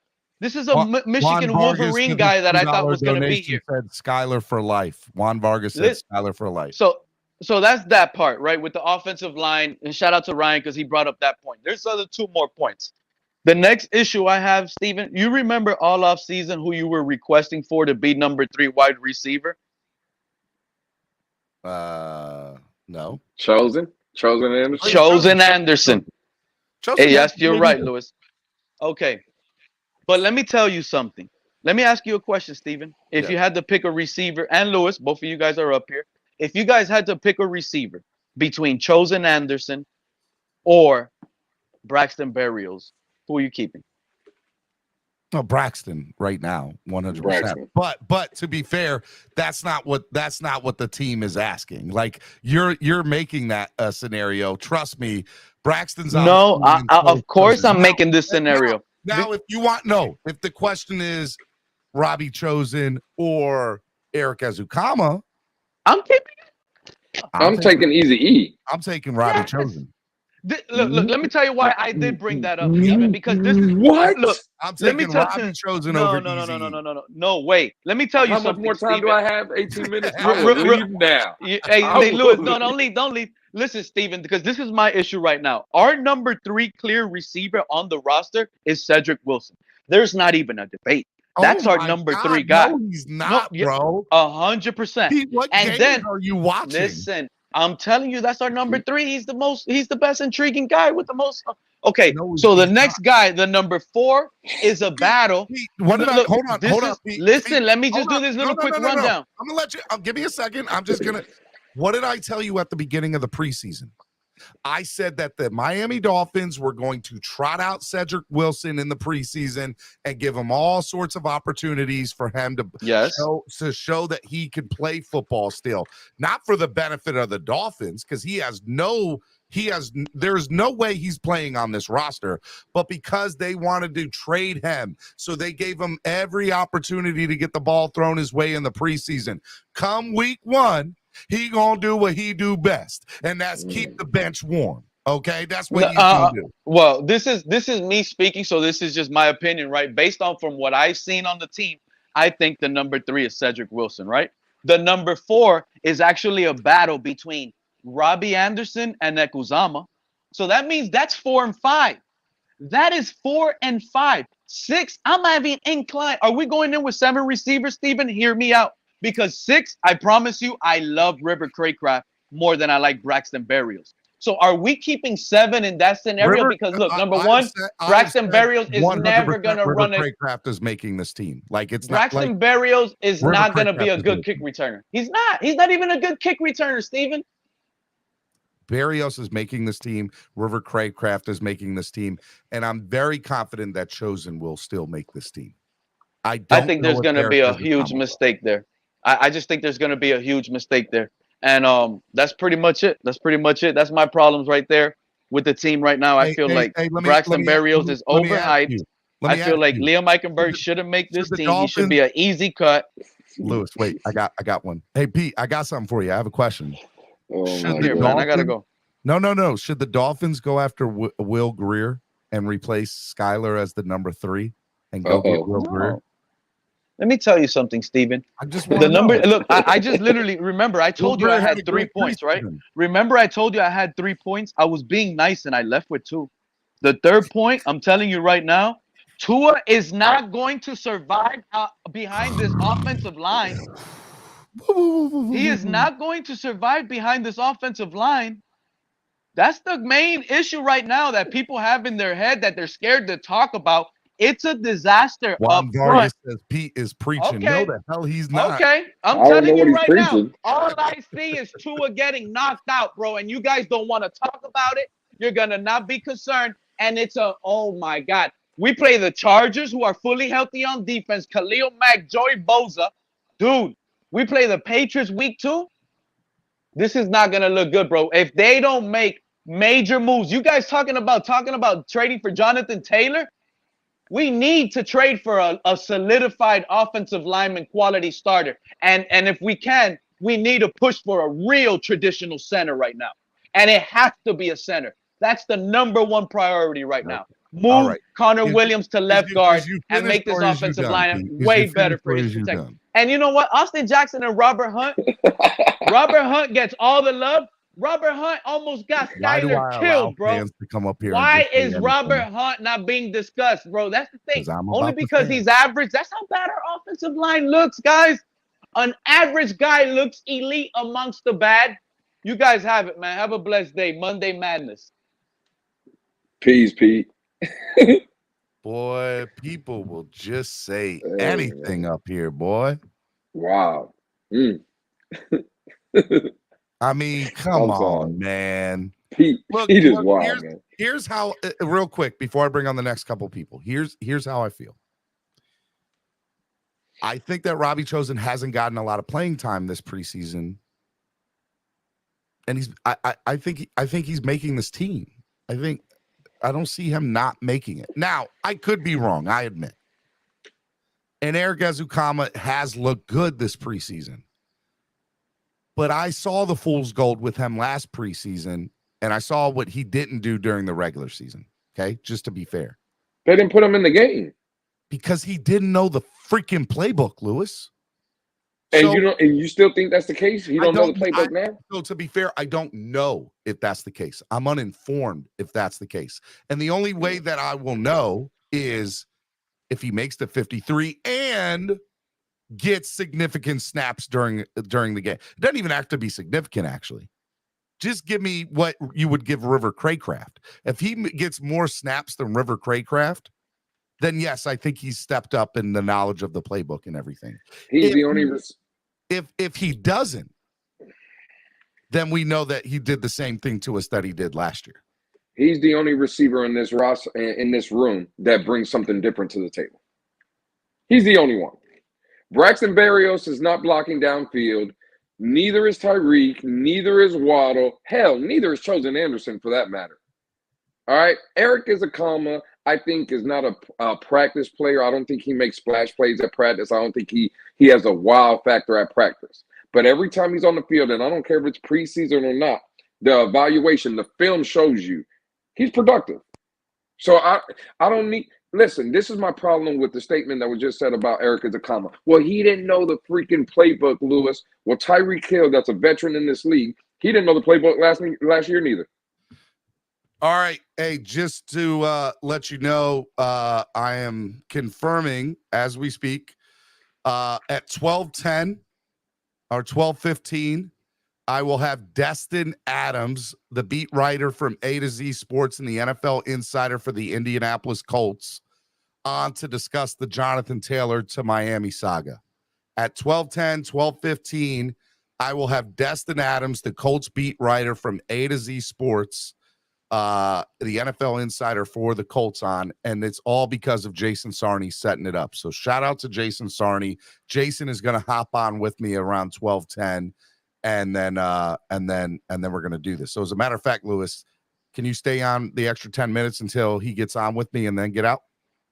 Or do you got to have to go? I might have to go off camera, but I can hang out a little bit. Okay. All right. Just want to make sure. All right. Let me bring on, guys, hit the like button if you haven't done so already. Over 200 of y'all in the building. It's going to be fun. Make sure you guys hit the like button. It's free. Doesn't cost anything. To the people that are donating, I really appreciate it. I'm sorry your super chat isn't getting up there, but I am saying that it's a super chat and I'm giving it the props. So just keep on donating if you're able to. And most importantly, share the link. Let people know that we're live. All right. Let me bring on the next guest, man. My man, Rashad. What's up, Rashad? Good morning. Rashad, what's up? I'm good, Rashad. Rashad, you're at work. Take yourself off mute. Hello. You know what? People just go. Rashad probably fell asleep waiting in the back. Probably did. Rashad, is there anything else? Hey, Rashad. You're killing me, Rashad. Absolutely killing me. All right, let me put the link in the chat. All right, while we're Rashad, if you want to come back on, just show me in the back room. Go out and come back in, and I'll try to bring you back on, bud. I dropped the link in the chat for those of you in there.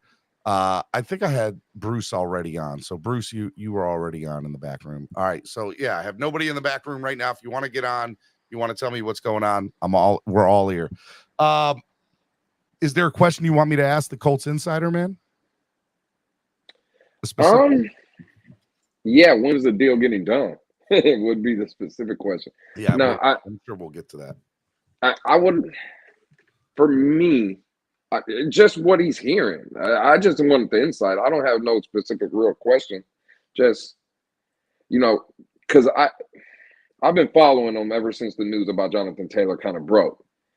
He's a good follow on Twitter. I would suggest people to go look at him or follow him. But, he put something the other day that I found. He basically said it was going to be he's either staying with the Colts or he believes a deal to Miami. He doesn't believe it's going to be any other team. So it's encouraging to hear that. I think at the end of the day, for me, I think this deal gets done. It's just a matter of when, I agree with that. All right, we got on the next caller, my man EM Baller. Good morning, EM Baller. What's up, buddy? Good morning, everyone. How are y'all doing? Pretty good, Pretty man. good, bro. Floor is yours. Yeah. What's up? I'm gonna take a little jab at because we debated this about Easy versus Chosen. You think Chosen would take it over Easy? I say Easy take it over him. Did you know this past year, Robbie Chosen has had more name changes than touchdowns? Just to let you know. Whoa. Okay. He had like two or three. He had 2 or 3 name changes. I forgot 2 or 3, and he had 1 touchdown. I think the past 2 seasons he had 1 touchdown. Maybe to be fair, he had 1 name change. It was the media who got his name wrong a couple of times. Okay, fine. So the same amount of name changes as semantics. Okay. Semantics. Fine, semantics, right? Because the media, because I guess he wanted Chosen on the back of his jersey, so obviously that was the only way to do it. But I'm not worried about this offensive line, especially with Isaiah Wynn. I'm encouraged of what I'm seeing with Isaiah Wynn. And obviously, he'll get better with time, because I said this when we added him. I said, I don't want Isaiah Wynn on the right side. I want him on the left side, whether it's a backup left tackle or whether he competes for the starting left guard position. So I like the offensive line. I'm not loving the offensive line, but I like it enough, and I'm encouraged. But we'll see what happens. Austin Jackson could show who he truly is, a bum, but I'll give him the benefit of the doubt. And obviously Isaiah Wynn, we'll see. He hasn't played guard since college, so we're gonna find out about the offensive line come week 1 when they're playing the Chargers, right? Yes, because the Chargers got a good front. That's gonna be real. They do, and so we're gonna know right out the gate for the Miami Dolphins if this offensive line is what we think it is, which is not good, or if they're a little bit better than we're giving them credit for, which I hope.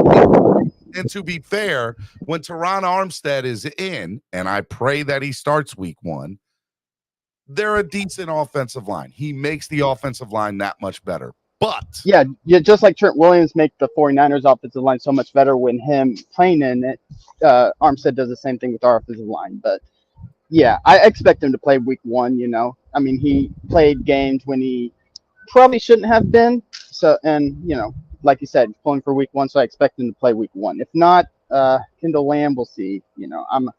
I like him way better than Greg Little, because I was not a fan of Greg Little at all. But he's Noah Armstead though. He's Noah Armstead. Whatever. All right, Ian Baller. Anything else before I let you go? One more thing. I think Jonathan Taylor stays in Indianapolis. I hope you're wrong. I wouldn't hate it if he came here for the right price and for the right contract, but I know Chris Greer is not going to overpay running backs, which I am totally for. You don't overpay running backs, because you saw how that has done. What do you think that overprice is, though? Ian Baller, real quick, what do you think overpaying a guy like Jonathan Taylor is? What do you think that looks like? You want guaranteed money or base? I'm just saying from a base and guarantee, however you want to lay it out. What do you think overpaying a guy like that is? Okay, overpaying a guy like that, even though he's great, I'm not saying he isn't a top 3 running back, but the positional value, I would say overpaying is 12+ million base. So if you could get him for 9 to 10. Okay, so even at 12, let's say, though, if the number was 12 a year, nothing over 12, you think that's overpaying?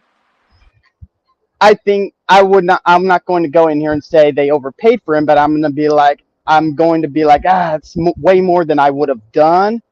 But if they get to 13 as a base, then yeah, I'm going to go in here and say, yeah, it's an overpay. Even though it's $1 million difference, I mean, just the running back position, how interchangeable it is, you know.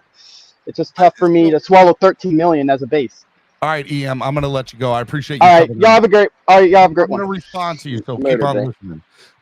EM is correct, right? When you look at the scheme of things, Lewis, that's true. For me, just looking at it and saying, hey, look, the Dolphins. Yes, you don't need a top tier running back to win a Super Bowl. Yes, the last 10 starting running backs in the NFL, to win a Super Bowl, the last 10 running backs on Super Bowl teams, they weren't top tier running backs. But the reality of the situation is we're not quite in those same scenarios as the Kansas City Chiefs, the Rams, the Los Angeles Rams, the Tampa Bay Buccaneers. We have some things that are just that offensive line, but Jonathan Taylor sets that up to be so much better and max those things, and we all know that. But the question is he going to do it? All right, let me hit the reset. Miami Sports Music's #1 Miami fan morning show, Clock Blockers, right here on the Miami Sports Music Podcast Network. As I almost lose my voice there.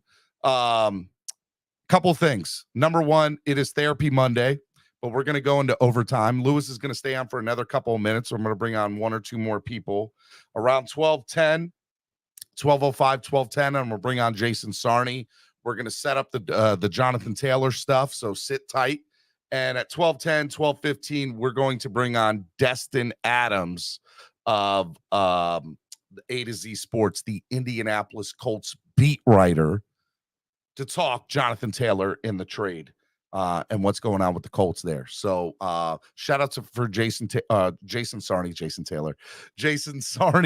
for putting this whole thing together. He's the man. And this is gonna be a lot of fun. I'm super excited about it. All right, let me. For those of you who don't know, Therapy Monday or Victory Monday, depending if we win or lose, what I do is I bring on a fan, and they give me their 2 cents worth, and that's how Therapy Monday or Victory Monday works. Because this is a show that's made by a fan for the fans. Lewis, anything before I go on to the next caller? Well, I know Ian Baller brought up a good point, but look at Saquon Barkley's 1-year deal, $11 million. We just got confirmation 2 days ago, Josh Jacobs, right? I think it was $11.5 million 1 year. Yes. So I think a move for Jonathan Taylor, right? You can get in that sweet spot, maybe even, let's say 10.5, right? Because instead of a 1-year deal, you give him a long term, right? Would you rather have 1 year at $11 million, Jonathan Taylor, or would you rather have $10 million for 4 years? You see what I'm saying? I think that's the approach Miami should use. Use Josh Jacobs' 1-year deal. Use Saquon Barkley's 1-year deal in that negotiation. Go to Jonathan Taylor and say, listen, all these other franchises are giving these running backs 1-year deals. We're willing to give you multi-year, right? We're willing to give you 4 more years at $10 million. Would you be willing to take less money in that way? And I think that's how the deal gets done, or that's how, at least for me, if I was Chris Grier, that's how I would be trying to frame it with Jonathan Taylor. I like that. I think that here's the thing. We go back and we listen to the Mike McDaniel interview that he did earlier in the offseason about how the trade went down for Tyreek Hill last offseason. And he basically said, Chris Grier approached him and said, hey, look, Tyreek Hill's available. Do you want me to go after him? And Mike McDaniel's reaction was, hell yeah. Let's go get him. Let's go do it, right? Go get him. I don't care what it takes. He makes this offense 10 times better. I think that during the draft process, looking around the NFL, the draft process, I think that he did the same thing with A-Chain to Grier. He said, look, man, I don't care what you do. I want this kid, Devon A-Chain. I think he's going to be great. He's got the speed. And Chris Grier was like, okay. I don't think Chris Grier would have drafted Devon A-Chain without Mike McDaniel saying draft Devon A-Chain. So A-Chain, in my opinion, is a McDaniel pick, not a Greer pick. I say all that to say this. I am sure that the conversation started the same way that Tyreek Hill did to Miami. Hey, man. Hey, Mike. We have a chance to get Jonathan Taylor. Are you interested? What I believe the answer was, because there's been so much stuff surrounding the situation, plus the tweet I had a few days ago from my contact, I believe the conversation was, and this is all assumption, this part. Yeah, man, I really would love Jonathan Taylor to join the team, but I don't want to give up certain things. And and that's why we'll have to see what goes down with the Christian Wilkins situation, right? Do I think that there'll be a deal for Jonathan Taylor and Christian Wilkins? Ultimately, no, I don't. But I think it's something that could be on the table if this Christian Wilkins and Miami Dolphin relationship has soured. I think they're probably not happy with each other at the moment, but I don't know if it's, in a place of no return. The Jonathan Taylor in the Colts situation, that is a place of no return. Jonathan Taylor wants nothing to do with the Indianapolis Colts, and the Indianapolis Colts are tired of dealing with him, I think. They're like, fine, if you don't want to be here, we'll do what we can to get you out, but it's going to be on our terms. And you're either going to like it or you're not. And I also, and so that's my thought process on it. I don't know how accurate all that is. I believe that that's how it should be looked at. And so we'll have to see, how that works out moving forward. All right. Lewis, man, what is your final thought, man? I'm going to let you do your final thought. And then I'm going to bring in Jason Sarney here in a few. Well, Stephen, thank you for letting me come on, first and foremost. I'm in the car now. I'm going to play daddy daycare. Going to pick up the kids from school. But you're such a good dad. I tried, man. I tried. Listen, I just appreciate the opportunity to come up here, spend a little time with you on Mondays, and great show. And go Fins, man. I think for me, the last thing I would say is I know I've been the past 2 days kind of critical of the team for the performance on Saturday night. The sky's not falling. I do think we have a team that is still contenders in the AFC, but we do have to kind of be cautious of certain areas on the football team, and that's okay. I think a little negativity is warranted at this point, but not you. Again, I'm not jumping off no bridge. And Fins up, man. I appreciate it. Appreciate you letting me come up here. Guys, if you want to see Lewis more, go to the Fins Tailgate. Go check him out over there. He's got a lot of good content over there. And Lewis is here each and every Monday for Victory Monday or Therapy Monday. But we don't care about that today with Therapy Monday because the regular season is here, my guy. And it's about to be Victory Monday every Monday as far as I'm concerned, man. It's going to be great. It's going to be awesome, man. It's going to be great. It's going to be awesome. And I look forward to keep doing this thing with you, Stephen. So hey, I just want one you're saying before you go. So let me say it. So let me give you something so that you can say it. Lewis is the biggest hater and has the worst beard in the world. Oh, that's cap. That is cap. That is cap. All right. I love you, Lewis. Be good, man. Have a good one. Love you guys. Peace. All right. Miami Sports Music's #1 Miami fan morning show. Clock Blockers right here on the Miami Sports Music Podcast Network. To the people that are in the back, I'm sorry I didn't get to you guys. I will get to you guys next time. But we have a great show here in overtime lined up for you. It is Clock Blockers. We're here each in every weekday morning, giving you the best content and exclusive content here for your favorite football team, the Miami Dolphins, and all your favorite sports down in Miami, but we primarily focus on the Dolphins. And it's such a good time. We have a lot of amazing guests and a lot of great co-hosts each and every day. For those of you who don't know, on Monday, I have Lewis here with me for Victory and Victory Monday or Therapy Monday. On Tuesday, I have the DJ of the Florida Panthers, as well as the host of the Miami Pro League, DJ Genesis, as my co-host on Tuesdays. And then on Wednesdays, Wildin' Out Wednesday, where all the fans come up here and we get into a big debate and duke it out, and it's good stuff. Thursday, my man Cameron 954 of East 32 Dolphins Tailgate.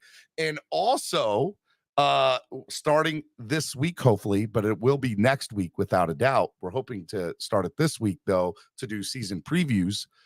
Tamaris Sepulveda of F-Boy Island on HBO, and now the Jersey Shore All-Star cast. Yes, Tamaris will be on with us each and every Thursday starting next week, giving, hopefully actually this week, to give us the season predictions and Super Bowl predictions. But each and every week she's going to give us who she predicts is going to win and lose for the entire NFL. Every Thursday we're going to give our predictions. Tamaris from Jersey Shore All-Star cast will be on with us. I'm super stoked about that. Tamaris coming on. So we'll have a celebrity up here each and every Thursday giving her picks, going against me and Cameron. It's going to be good times. It's going to be awesome. And then Friday is the man that I'm about to bring on. We do it each and every Friday. It's called Spread Kindness Friday. Let me bring him on. My brother from another mother. If you haven't gotten the app or the newsletter, hey, real quick, actually download, here's the QR code. Go download the app or go download the link to get the newsletter. Excuse me. The app will be coming soon one day. But my man from Dolphins Weekly, ladies and gentlemen, Mr. Jason Sarney. Good morning, everybody. Hello, Stephen D. You said today and tomorrow would be crazy. I didn't know it would be this crazy, man. You're out here putting overtime for these boys today. I like it. As one of my favorite sports broadcasters would say in highlight shows, we're going into overtime. So, yeah, man, it's going to be a good one. We got some really fun things coming up. Yeah, man, it's going to be good.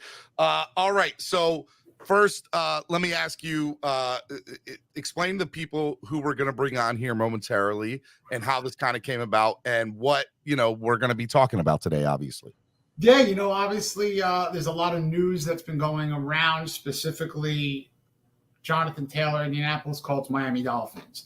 And in a credit to someone who's been covering this like a blanket and doing it extremely well has been Destin Adams. He's an Indianapolis Colts beat writer for ATOZ Sports, NFL Insider. He really has been, he's been brought into this world of Miami Dolphins news, notes, social media, and we're going to have him on in a couple of minutes. He'll probably come on within the next 5 or 10. I'm really curious to literally to take a running back football pun. I want you to snap the ball.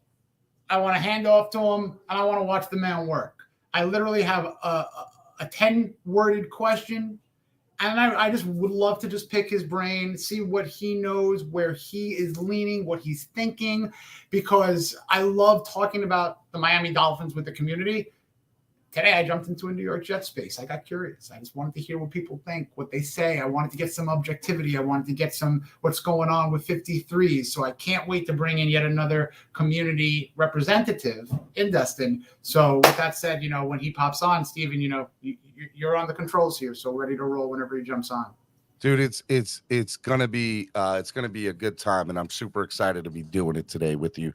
For those of you who don't know, hit the like button if you haven't done so already. This is CLOCKBLOCKERS, the #1 Miami fan morning show. Let me, Jason and I kind of talk behind closed doors. A few days ago, I released a tweet that I said that the training staff went up to evaluate to Indy to Jonathan Taylor. And as far as I'm concerned, I, talked to my contact, and that still happened. That still came to fruition. That happened, and they discussed what potential compensatory would be to be able to make that trade go off. Now, since that time, it's kind of been quiet on the front of Jonathan Taylor. What'll happen? What won't happen? But what I do know is that when there's smoke, there's fire. And I believe that there's still active discussions going on between the Dolphins and the Colts. I think the Colts are waiting till the 11th hour to be able to do something, but we don't know. Now, Destin, who I'm super excited to talk to, hopefully will have some inside information and be able to give us some news that we haven't heard yet and what he thinks from the perspective of the Colts. So that'll be interesting too. Ultimately, let me ask, while we're waiting for Destin to come on, Zach Seiler was extended this weekend. Christian Wilkins wasn't. We're dealing with this Jonathan Taylor saga mess. What is your take on how all three of these things kind of play with each other? Because there's a little bit of correlation between the three, I believe. You're on mute. You're on mute. There's obviously correlation with the greater plan of how a team is building. But when you're shopping to put everything in the cart, I believe this is apples and oranges and peaches, meaning that you have Zach Sealer, who this was a reactionary, I think we could all agree it was kind of a reactionary move after Saturday night and also the negotiations stalling with Christian Wilkins. My guess is speculative, 7-10, 7-15, right after the second or third run through the middle. Chris Greer probably called up Drew Rosenhaus and said, Drew, you got an email. Open it. And then here we are. Now, what this does is a number of different things. It could literally, from Chris Greer's and the Dolphins standpoint, non-verbally tell Christian Wilkins, all right, you don't want it? Well, we're going to give what we can and what we want to this guy who is your teammate and your partner in crime here. So, the ball's really, you got to come down on your ask. But what is his ask? And this is where I will say unequivocally, I don't think we know. I mean, is he asking for 20 million, 24 million, 37 million? I don't know. I don't think, I would hope that his representation is not valuing him in a $24 million range. Because I could, as a Dolphin fan and an objective football person, tell you he's not that. I've been saying 18 to 20 million because while the non-sack factor is prevalent, I get it. He's a 3.5 sack man from last year in a defense that didn't ask him to make sacks. It asked him to do other things. So about a couple of hours ago, I had this revelation where I haven't tweeted yet. And after I make this point, we're going to bring in Destin, who just popped on. Here's my next rebuttal to anybody who says Christian Wilkins doesn't get sacks. Well, here's what else he does. Everything else. Literally everything else. And if you have other guys who are the sack men and Christian Wilkins' job is to create matches or mismatches where two people are worrying about Christian Wilkins, my math says that one person's free to get to the quarterback. And I think that if he stays true to what his gap assignments are from last year's job, mixed with maybe a new scheme in Fangio, which how he can let other people eat, but maybe he can too with these exotic schemes that we're going to see soon. I just don't want to write him to 3.5 sacks and say he's not getting 6 or 7 based on the defense as a whole. I want to pay for a little bit of the past, a lot of bit of potential, not just indict a person in different systems in different situations. What the statistics say, when for me, the eye test says this is an NFL 1%er. If you're at 17, is it so horrible to move up to 18.5 or 19? You don't need to give the man 24. But with that said, let's move on for the Christian Wilkins thing. Steven, take the controls, my man. All right, ladies and gentlemen, Clock Blockers, the #1 Miami fan morning show right here on the Miami Sports Music Podcast Network. We're in overtime. We usually get off around noon, but my man Jason Sarney set this up, so big shout-outs to him. And I know everybody, all 283 of y'all that are watching, are going to hit the like button because that's what we do here on Miami Sports Music. We bring you the best. And the best today comes in the form of the best beat writer in Indianapolis. I'm talking about our man, Destin Adams from A to Z Sports. Ladies and gentlemen, Destin. What's up, Destin? Hey, guys. Appreciate it. I don't know if I'd say I'm the best. You are the really best. Have appreciated all the kind. That's all. I guess that's all it takes nowadays.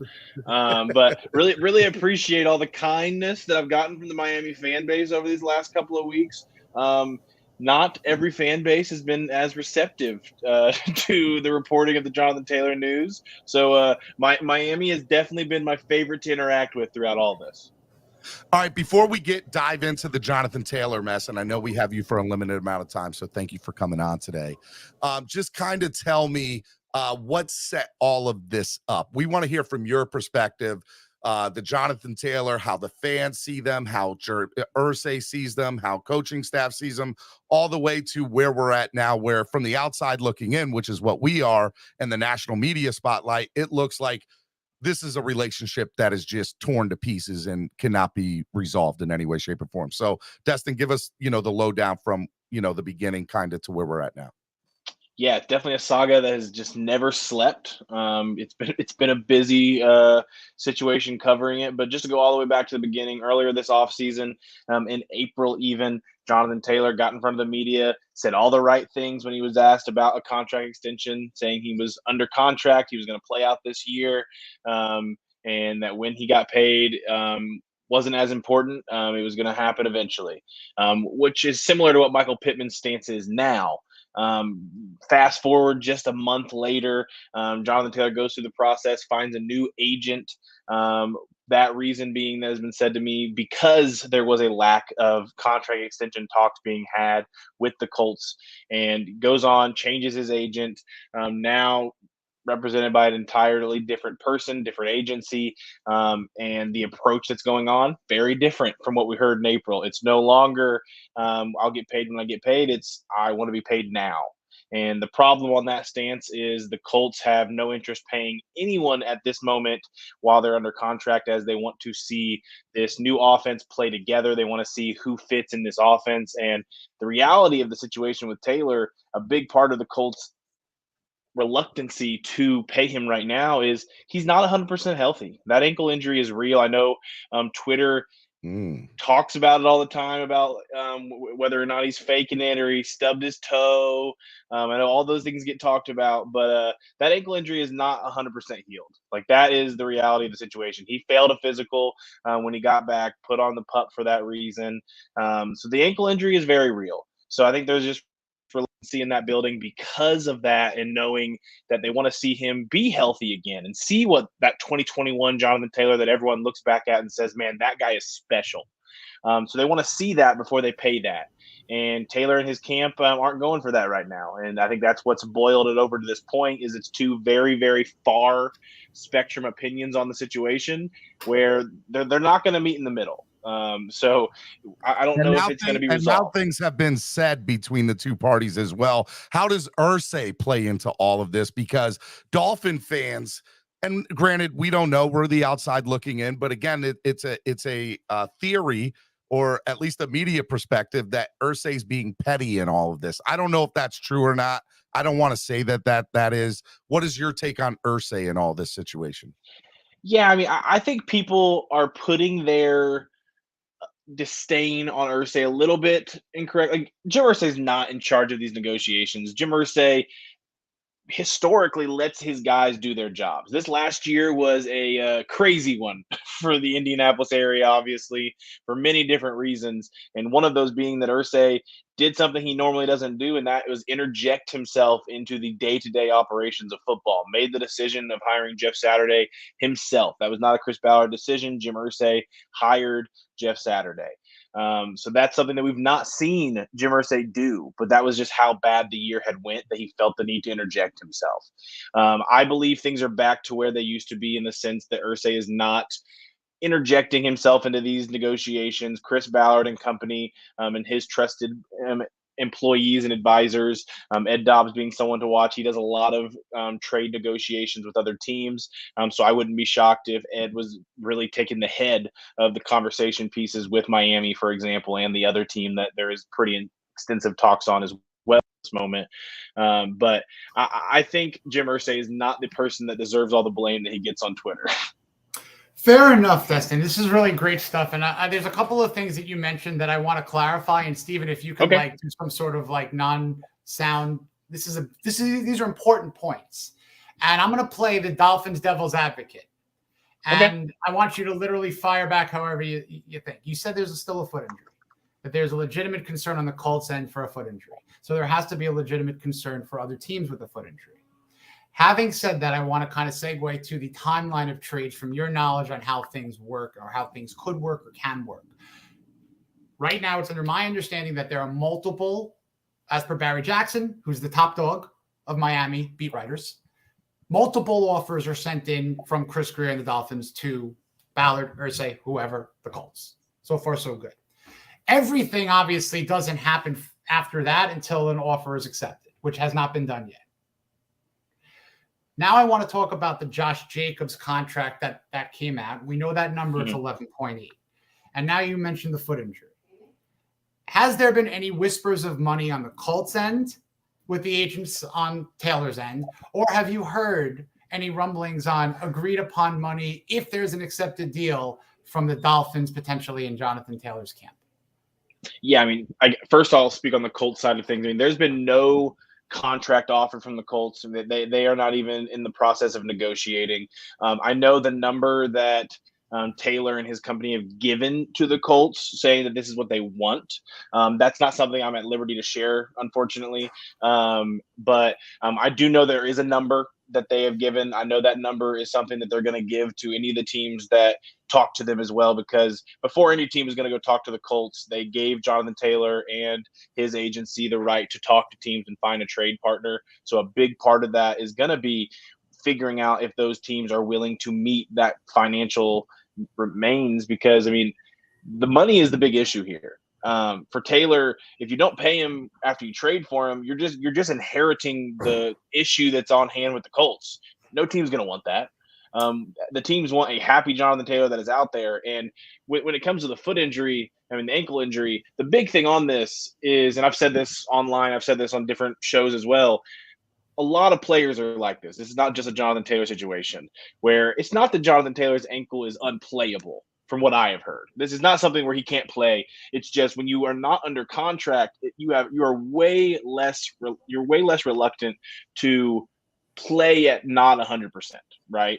So if you're not at that 100% place, it's hard to put yourself out there when you don't have that long-term deal in place. So from what I've heard, I think that if Taylor gets a long-term deal, which I would assume is just a need for any team that's going to trade for him, that the ankle is something that is not at 100%, but I think he'd be closer to playing than some would say, because that contract will get him out there earlier. Fair enough on all those points, and I really appreciate it. Now let's talk about another tweet. Stephen Holder, I believe, correct me if I'm getting the name wrong. He said now that there's another team potentially involved. Can you corroborate, yes or no? Yeah, so from what I've heard this entire process, the Dolphins have had the most, I think the word I used in a recent article was fruitful. The Dolphins have had the most fruitful conversations with the Colts. And you mentioned your guys' beat reporter, and Barry has mentioned that there's been several offers made. That's a big part of it. I think there is a second team. I've heard of a second team throughout this whole process. I'm not sure how intensive those talks have gotten. I've not heard anything on how many negotiations have gone place. I know from what I heard yesterday, there still was not an offer that was coming close enough to meet the Colts asking price. Including Miami's. Including Miami's at this point. That there was not an offer that came in that was close enough to that asking price for, I mean, we haven't seen a deal get accepted, so I think that's pretty self-explanatory. But I think there have been compromises made on Miami's end. And I think I understand a lot of fans who get frustrated through all these things, saying the Colts aren't compromising. And I've had some people upset in my comments when I've released articles saying I just don't think the Colts are going to compromise, even if I think they should. Like, I just do not think, from what I have heard, that the Colts are very pressured to make a deal.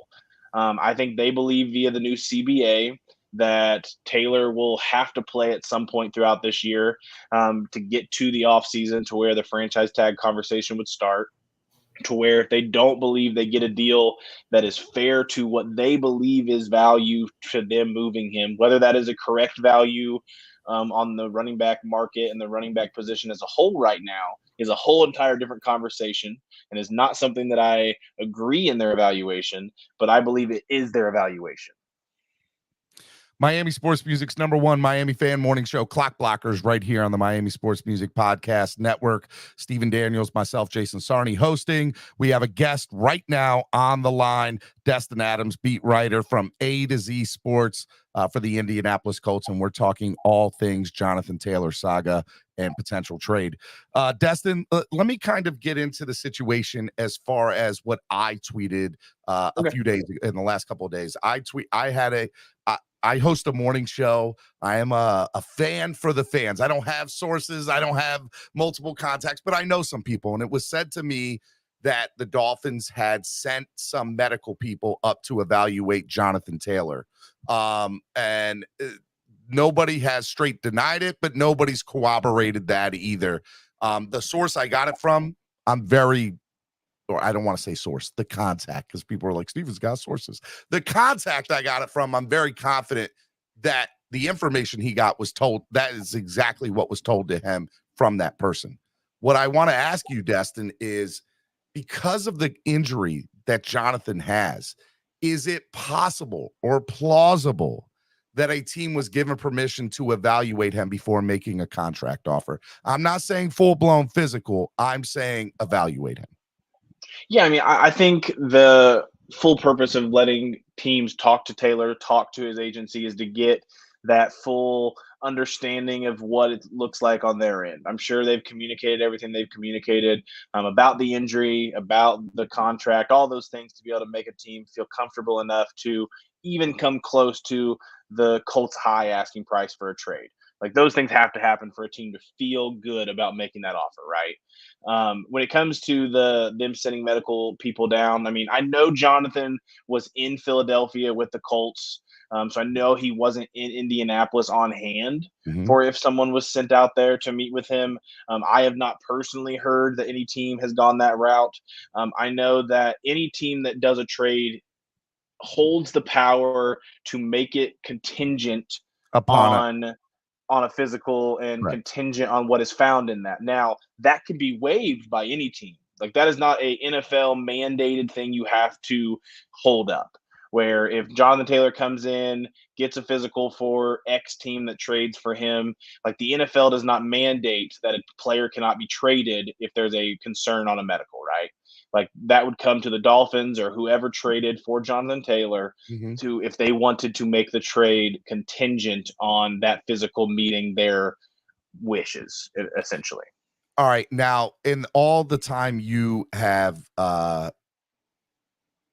been reporting on the Indianapolis Colts, have you ever seen a scenario where a team has been interested in a player's medical this much the way they are with Jonathan? And the reason I ask that is, I know you said he was in Philadelphia for the game that night. It may have been told to me in not so many words that he could have flown back and flown right back out for the thing. It is possible. It's a 2-hour flight, right? I'm not saying it did happen. I'm saying it could have happened. And it's also been told to me that we don't know what happened in the prior couple of days or what was going to happen the following day from Philadelphia. Now, when I tweeted my tweet, it was in present time, in actual time. So it looked like, no, he's there. No, it was, this is happened or is going to happen. So have you ever seen another scenario where a team has dealt with some sort of injury evaluation before the trade has gone down? Or has it always been in your eyes that a physical happens after the trade has gone down? Yeah, I mean, it's up to a team to allow a team to get that far without a trade being done, I guess. But like I said, there have been so many different situations. We've had trades fall through in the NFL because a player didn't pass a physical. So even if they don't get it on the beforehand, the Dolphins hold the full power where if they put an offer in and the Colts accepted it, the Dolphins would have full right to null and void that trade via the physical. So afterwards. Now, whether or not it's possible he could have flown back, I mean, sure, like it's possible. I have not heard anything to confirm or to deny your report. If that makes you feel better. No, and I'm not asking you to confirm it. I just want people to know, yes, it's unlikely. I think the thing for people with me was, at least in the report that I had stated, is, hey, look, you know, this doesn't happen in the NFL. And I'm saying it's plausible. It can happen. This is a very unique situation. Jonathan Taylor was given full permission to talk to every team in the NFL, or whoever was interested in talking with him. I think that in this particular situation, coming off an injury that he had, they're gonna do their due diligence. Did they do a full blown out physical? Probably not. But I think they definitely looked into his medical history and maybe even evaluated, you know, on hand or on scene, whether it was in Philadelphia or Indy somewhere. I believe that happened. I mean, it's very common for teams to disclose the medical information they have on a player as well. So, I mean, every team is going to have like that little file on a player, what they have seen, what their doctors personally have seen. Like, those things can be shown if a team chooses to do so. I have not been told the Colts have done that. I've not been told the Colts have denied to do that. Yep. From what I've heard, the Colts have tried to be as transparent as possible with teams, with people involved. I mean, I know fans don't think that from what what's been going on, but like the Colts have been pretty straightforward. We would prefer not to trade Jonathan. We prefer him to stay here. But if you find a way to meet this asking price, we're willing to play ball. Like that's basically what they've said to every team involved. So I can't imagine the Colts would be declining to share medical information if asked, because like I said, I think they've been trying to be as transparent as possible throughout this whole process. Steven, you mentioned the word plausible, and to Destin too. I love that word plausible because it's a hedge, but it's at the same time it's extremely plausible. Like that's. So I want to commend Steven for using that word because that was the exact right word to use in that case. And it's unfortunately not something that we might know is ever corroborated one way or the other. But what I really want from your side, and you've been giving such great Colt insight, and that's the point of this, is to kind of bridge the gaps of the fans and the coverage to really understand where we are. So Dolphins, we're all putting the Madden trades together. We're all having fun. It's a blast. I'm guilty of it too. Agba, Wilson, first, third, talk to us about the Colts salary cap situation to your knowledge. And if there is you kidding me? You're offering $15 million player in return. We don't want this $15 million player. We don't want that $7 million receiver. You're going to try to give us this cornerback? No. What are the Colts potentially, if anything, thinking from a player, from a contract coming back, in or addition to or in combination to draft pick compensation? Yeah, I mean, I think it would all depend, like you said, that draft pick package and what it looked like. I think in the Chris Ballard era, they really stay away from long-term bad contracts. So long-term dead money is a big thing that Ballard on his own negotiating has stayed away from, and in trades. Like that's not something we've seen them go about doing.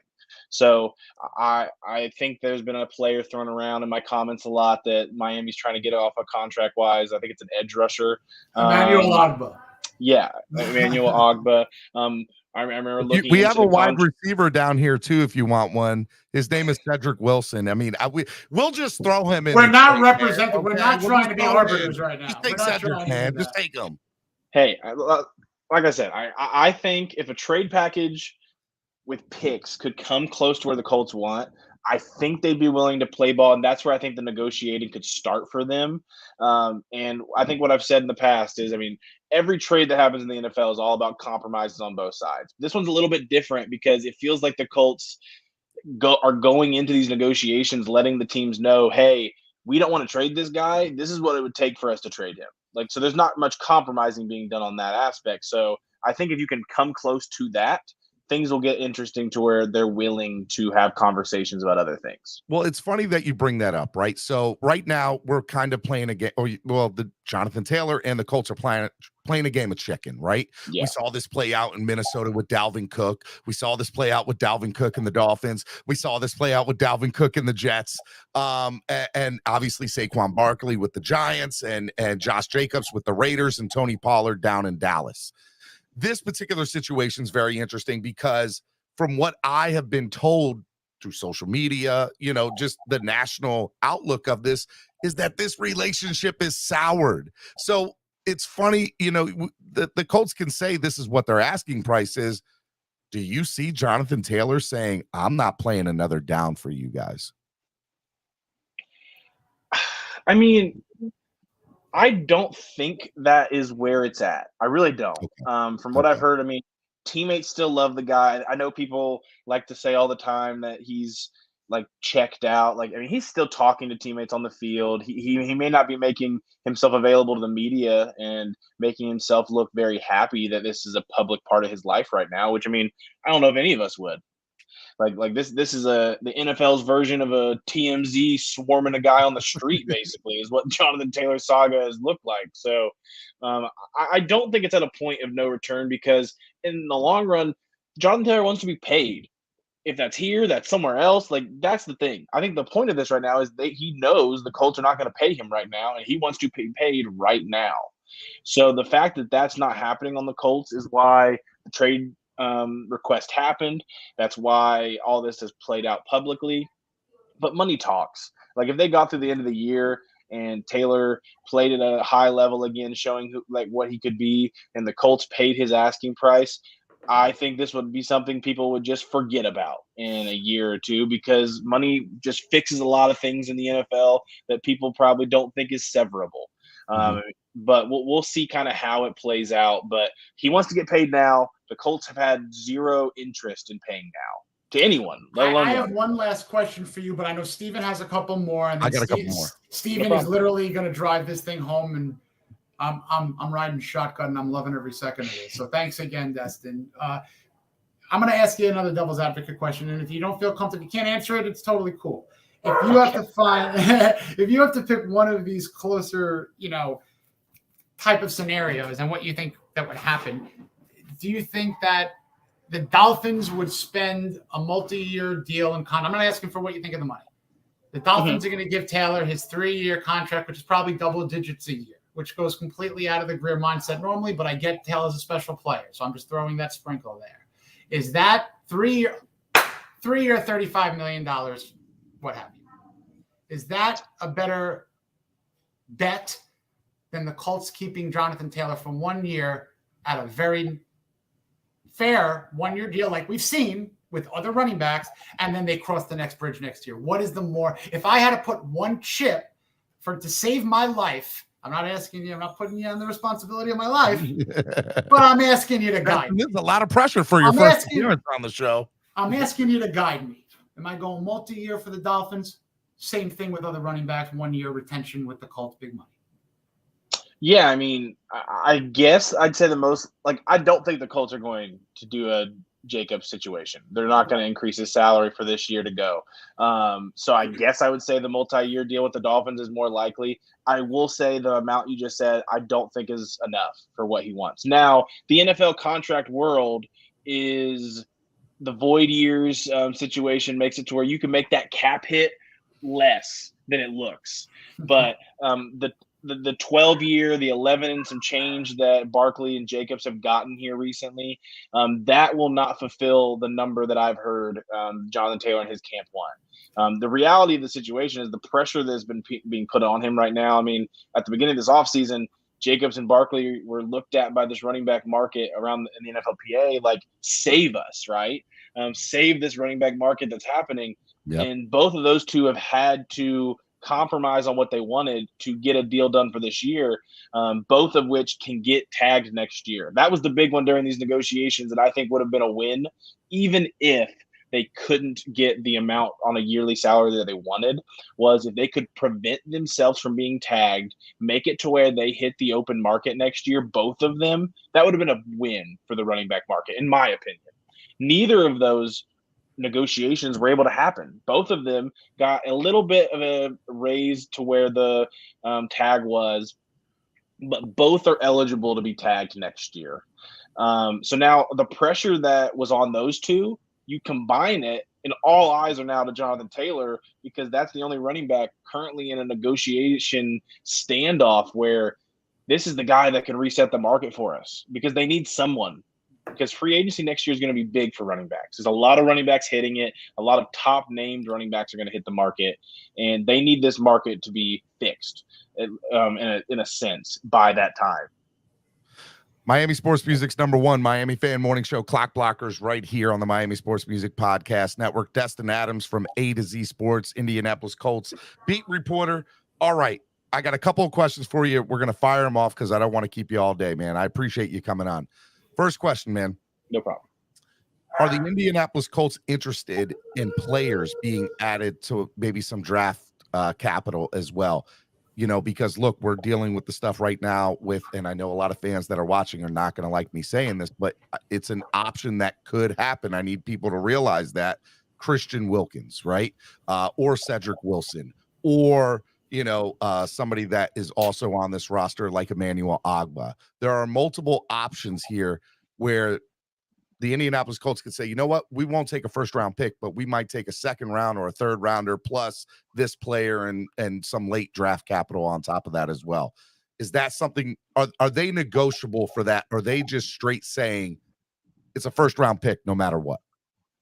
Yeah, I mean, I think it's the first-round pick evaluation to whereas a package can add up to that. Now, every team has different trade charts and what things are worth and like to them. So like going on those things, I mean, I think NFL X, Twitter, whatever we want to call the app nowadays, they all have like different sites that they use for trade calculators and things like that. Each team has like their own people for that. The analytics department comes up with a lot of those things and what those things are worth. So getting to that evaluation is really the thing that matters. So when it comes to a player, I mean, if it's a second and you add in a young asset that maybe Miami won't need if Taylor's there, to like boost the deal and then add day 3 picks and yada, yada, whatever that is to add up to a first round evaluation, I think that'd be considered. And then on the flip hand, I think if the Dolphins were to offer their first and then say, hey, we'll send you a first, but we need you to take off some of these bad contracts that we have to get this done. I think the Colts would play ball with that and see what that would look like. Now, I don't know if the Dolphins fans that are in my comments sometimes that post like every bad contract the Dolphins have say, well, here's a first and here's 4 players. I can tell you them off the top of my head right now, Destin. And look, if they want, the GM wants to speak to me, I'm available for talk about the bad contracts we have on our roster right now. Okay, it can happen. It can happen. Hey, I'll slide the information along as I can, but right. I do think they'd be willing to play ball as long as that evaluation gets close. Okay. I know you've already said this. I just want a clear. I'm trying to get yes or no questions out of you. So, okay. All right. Have the Dolphins made more than one offer? Yes or no? Yes. Okay. And the second offer that was there was and I know this goes without saying again, I'm just trying to be clear. Is it an upgrade from the original offer for what they were asking for? Yeah, I mean, the Dolphins upped their first offer, which was rejected pretty, quickly in the NFL world. Like, it's not like a fancy football trade where you got a notification a minute and it got it rejected like right away. Yep. But it wasn't I was told it was not something that was considerable to the Colts via their asking price. Awesome. What is the likelihood that he gets traded to the Miami Dolphins percentage-wise? Now before you answer, okay. Ian Rappaport was just on with Pat McAfee, and I'm updating Twitter as we speak, or X, whatever it's called now. Okay. Ian Rappaport said that it is very likely that he gets traded more than he stays with the team. What is your thoughts? I still think the Dolphins get the largest percent. I think recently I put it at like 50%. He is not traded. 35 Dolphins, 15 the field. I think that's what my tweet was, and someone can correct me if it was a little different. I think I would probably change it to 40% Dolphins, 40% stays with the Colts, 20% field. Like, that's probably what I would do. And the 5% increase to the field is because the second team that was in negotiations with the Colts, the first time the offer was in, it really wasn't like an actual consideration piece, kind of like the Dolphins' first offer, but the Dolphins had multiple offers put in. And what do you think is the deadline for this to happen? Is it 3:00 tomorrow, or is this something that they could wait till week 1? The Colts, I don't think the Colts are going to be interested in negotiating when the season starts. Like, I think that's the big part of this. Okay. Like, the Colts want to get to the season. They have a rookie quarterback. They have a rookie head coach. They have things that they need to put their focus on more, right? So they do not want to have to be negotiating a trade for a disgruntled player when the season starts. So that Tuesday deadline, I think, is real to them. Like, they want a trade to get done before this cut down because they want to move on to the season, whether that is with Jonathan or if that is without him. So now I got one last question because you gave me something that jogged the memory here. Okay. So you mentioned I liked the odds. I've been at 50-50. From the last 24, 48 hours, it's either going to it's flip a coin, Dolphins or Colts. Now, you just brought that into 40-40, which is fine. But then there's that 20% component. Now, from your knowledge, remember, this is not you as a Dolphin fan. This is you from the other side of things, objectively looking from what you've heard of the deals and the generalities. Hypothetically, if that 20% comes to fruition and another driver on the road knocks Greer off the road and throws a deal that might be considered better, do you think, from what you know, the level of interest is on Chris Greer and the Dolphins in history, he goes away? Do you think Chris Greer is going to go back to his drawing board from your knowledge of the situation and say, you know what? We can't lose him. We're not going to let this other team get him. We got to play hardball to their court, and I got to give that first-round pick. Or I got to give that – what are your thoughts? Yeah, I mean, I don't know Chris Greer as much as you guys do, as much as your fan base does, obviously. I will say, I mean, there have been multiple offers. Like you asked me earlier if it's been more than one. Like there's been more than two. Like there's been multiple offers back and forth. So it's more than two? Yeah, so there's been more than two offers made. I wouldn't be surprised if there was seven. To be, I mean, look, if you're going to sprinkle anything you can, you might as well throw everything in the kitchen sink, right? There's been multiple offers. So, like, they're interested, right? Like, there is no maybe not. Like, there are teams that called, got a price from Taylor, got a medical thing. Like, they did all those things and then didn't go the process of making an offer to the Colts, right?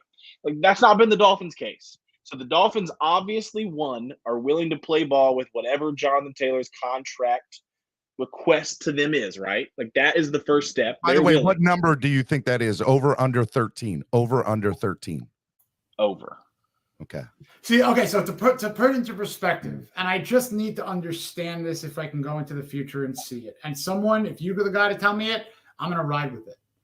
Chris Greer had $4 million for Dalvin Cook.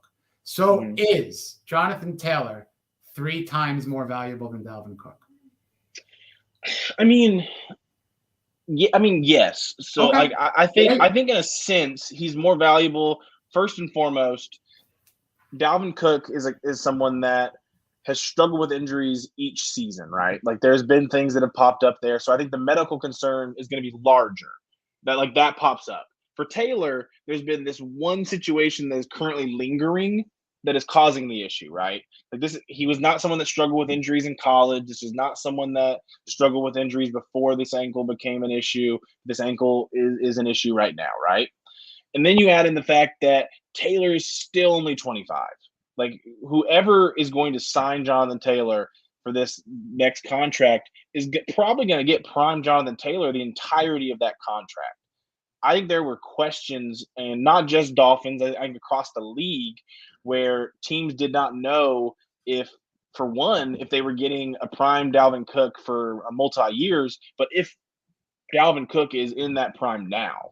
Like, I don't think that's a question with Jonathan Taylor. I 100% agree with you. All right. What does your next 12 hours look like, 24 hours look like, Destin? I'm sure it's going to be crazy for you. What does your next 24 hours look like? Yeah, I mean, we're in the busy season, right? I mean, this is what we do this business for. I mean, we had all the weeks of just nothing new to report on. So the Colts are currently in cut down road. We're working the phones to try to see who's not making the roster, who's been guaranteed a roster spot. So you'll probably see a lot of that on my feed. I've been waiting for some of these follower counts to drop of Dolphins fans unfollowing me after the Jonathan Taylor saga. No, we're not doing that, Destin. You're with us for life, baby. You're with us for life. We'll see. But like I said, I've enjoyed the back and forth with Dolphins fans a lot more than some fan bases during this time. So I wouldn't hate it. We try to say it. We're good people. Hey, one last quick question, not related to Jonathan Taylor.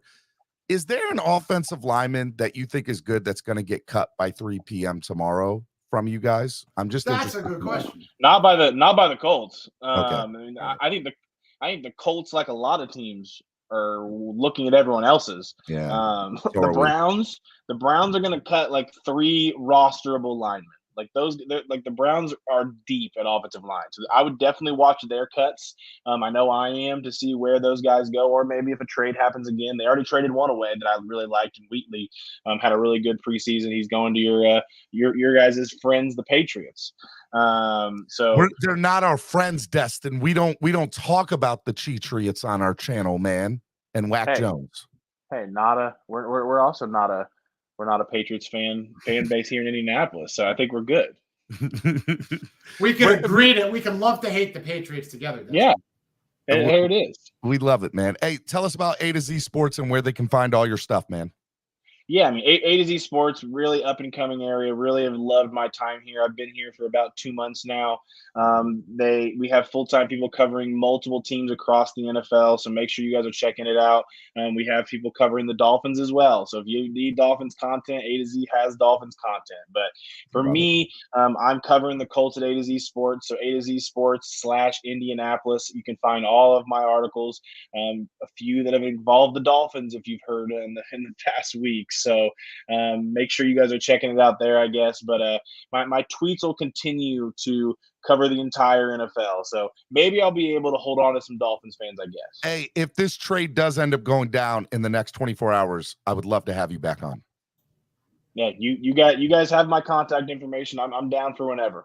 All right, man. Destin, ladies and gentlemen, Destin Adams, A to Z Sports. Make sure you go follow him on X, Twitter, whatever it's called, at the Destin Adams. Ladies and gentlemen, I appreciate it, man.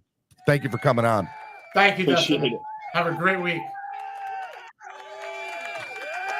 Dude, shout out to Jason Sarney, too, for putting that whole thing together. You see, here's what You're the man, brother. Stop. Here's what I really wanted to do. I wanted to highlight Destin into the community because he's kicked ass. Yeah, he has. He's been Straight great. up. And I wanted someone to do what he did. I wanted him to just lay out everything from two sides. So from what I'm gathering is that, yeah, I mean, the Dolphins are definitely fully interested. They're the favorites to land him. And even Rappaport saying that he thinks he's going to get traded. He's not going to stay. I mean, all signs point to the Dolphins getting Jonathan Taylor, but any team last second could come in and swoop him out of our hands. Easy. The way I interpret that, I'm just going to try to interpret this and put it on the plate as best I can for all my own expectations and everyone else's. If he is moved, it is most likely it will be the Dolphins. Now, how easy is it for them to accept the deal? This is where I think it's that compensation. Now, I'm going to maybe now change my stance and be corrected because I was saying that the money, I think, would be an issue. Mm. Destin is kind of making me change my mind until this. Now, from what I'm gathering and what it's over Destin 13 mil. Just let me, I'm getting there. I'm getting there. Is Chris Greer, now there's a couple of different ways I could phrase this, and I'm just curious. Chris Greer is now prepared to make this the highest paying running back in the league. Yep. He's willing to be the man who has said for 6 years he's not the man to reset the running back market. He's one of the guys detracting it. So he's going to have a philosophical change overnight off of one player who has a real but tolerable ankle injury. And he has to give up what is looking like, at the very least, a first-round pick, or if it's not that, a second-rounder and some substantial player, which could be a blessing in disguise. So where am I? Exactly where Destin has put the numbers, 40, 40, 20. It goes to what I said last week with us on some spaces, or I forget where I'm saying things these days. I don't get worried about our driver on the road. Chris Greer is driving our car. I'm not worried about him. I'm worried about the other drivers on the road. The Jets was another driver on the road. Here's what I learned in the last 30, 45 minutes from Destin. Mm-hmm. Number one, the Dolphins have made more than 2 offers, not just more than one, more than 2 offers. That's not shocking to me. That is the furthest thing from shock in my mind. The second thing I've learned is that they are the number that they're willing to talk to Jonathan Taylor. This doesn't happen without a new contract for Jonathan Taylor. Okay? Right. Now let me and the number that we learned is it's over 13 million, which, as you just pointed out, resets. He becomes the highest paid running back. Not only that, philosophically, and this is I'm not rooting against it. I'm trying to jump into the books, the plan, the league. And from what I've learned, and it's out there, Chris Greer will pay more money than usual in a pass-happy league. He's setting himself up to pay the quarterback. He's paid a receiver for the quarterback in Tyreek Hill. He's drafted a first rounder in the receiver in Jalen Waddle. He's drafted pass rushers in the first round, a couple of them. He missed on one, Charles Harris. He got Jalen Phillips. He values stopping the pass. Yep. Cornerbacks, he'll pay Xavier Howard. He'll bring in Byron Jones. He'll draft Cam Smith. He'll pay cornerbacks. He'll re-sign an injured one for the second contract after being an undrafted free agent. We won't see Nick Needham cut. We'll see him on the field at some point this year. He pays and puts value in the passing attack. What he's going to do if he reshifts this market, and I'm not rooting against it. I'm trying to understand, and it's not a bad or good or anything. Hey, real quick. Armando Salgado has tweeted that nobody has offered the Colts a first-round pick yet. There you go. Nobody. It's not going to happen. It's just not going to happen for a running back and then trying to reset the market with a $14, $15 million deal. So a couple of things here is if it's a 13, if it's a 12, if it's a 15, it's the highest priced running back room in the league. Even if you send out Jeff Wilson, nothing. Even if you send out Raheem Mostert, nothing. Even if you send out Devon Achane, which you're sending away a rookie contract for 4 years, that's much, much less. To me, I wouldn't know why anyone would do that. You're telling everyone that you were philosophically wrong, which could be a good thing. And he went from frugal to going absolutely nuts on the running back room when he might not need one workhorse running back. So I'm just Destin, at the very end of the interview, I asked him about potential offensive linemen that could get cut. And he had mentioned that the Cleveland Browns have some guys. 11 minutes ago, Tom Pelissero just tweeted that the Browns are waiving offensive lineman Michael Dunn. He appeared in 28 games with 4 starts over the past 3 years. And Destin just said, this is a tweet from Destin, Dunn is a name to watch on the waiver wires. I'm sure many teams are going to be putting a claim in for him. So just something to watch for us. This is could be lock it in. That could be if we get him on the waiver wire would be great. This is the time. I mean, in the next everybody wants to go after him. In the next 28 hours, this is the time for things like that. This is going to be a great opportunity for us over the next 24 hours to see how this is all going to work out for the Miami Dolphins getting down to 53.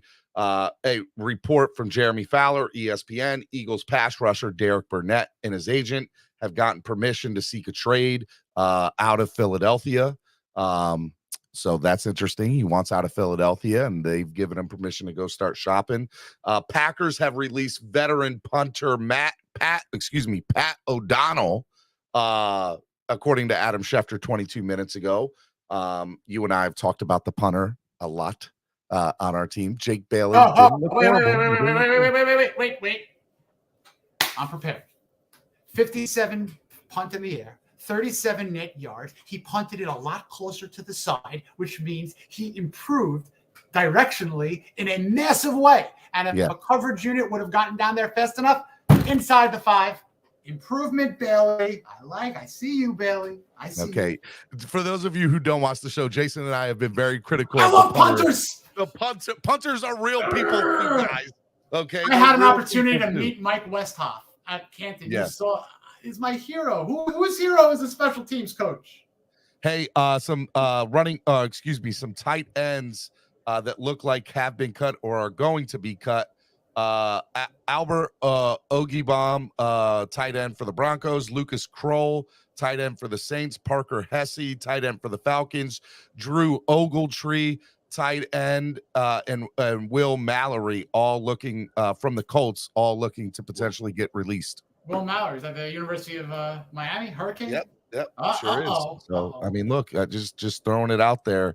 Definitely some stuff. Look, it's going to be crazy. All right, we went into overtime today. Let me kind of tell you how today's going to work, or the next couple days are going to work on Miami Sports Music. So, number one, we are doing a show at 8:00 tonight. For those Miami Dolphin fans should tune in. If you're planning to go to any Dolphins game this year, get on at 8:00 tonight, because we are going to be touching all of the away game tailgates, all of the home game tailgates, including East 32, East 12, West 25. We're going to talk about all of them. Everybody's going to come on tonight. We're going to talk about if you are going to a game and you want to know where the tailgate is going to be this year, home and away, tune in at 8 o'clock tonight. Every 10 minutes, I'm going to have the person hosting a tailgate, whether it's be home and away, that you're going to want to listen and tune into.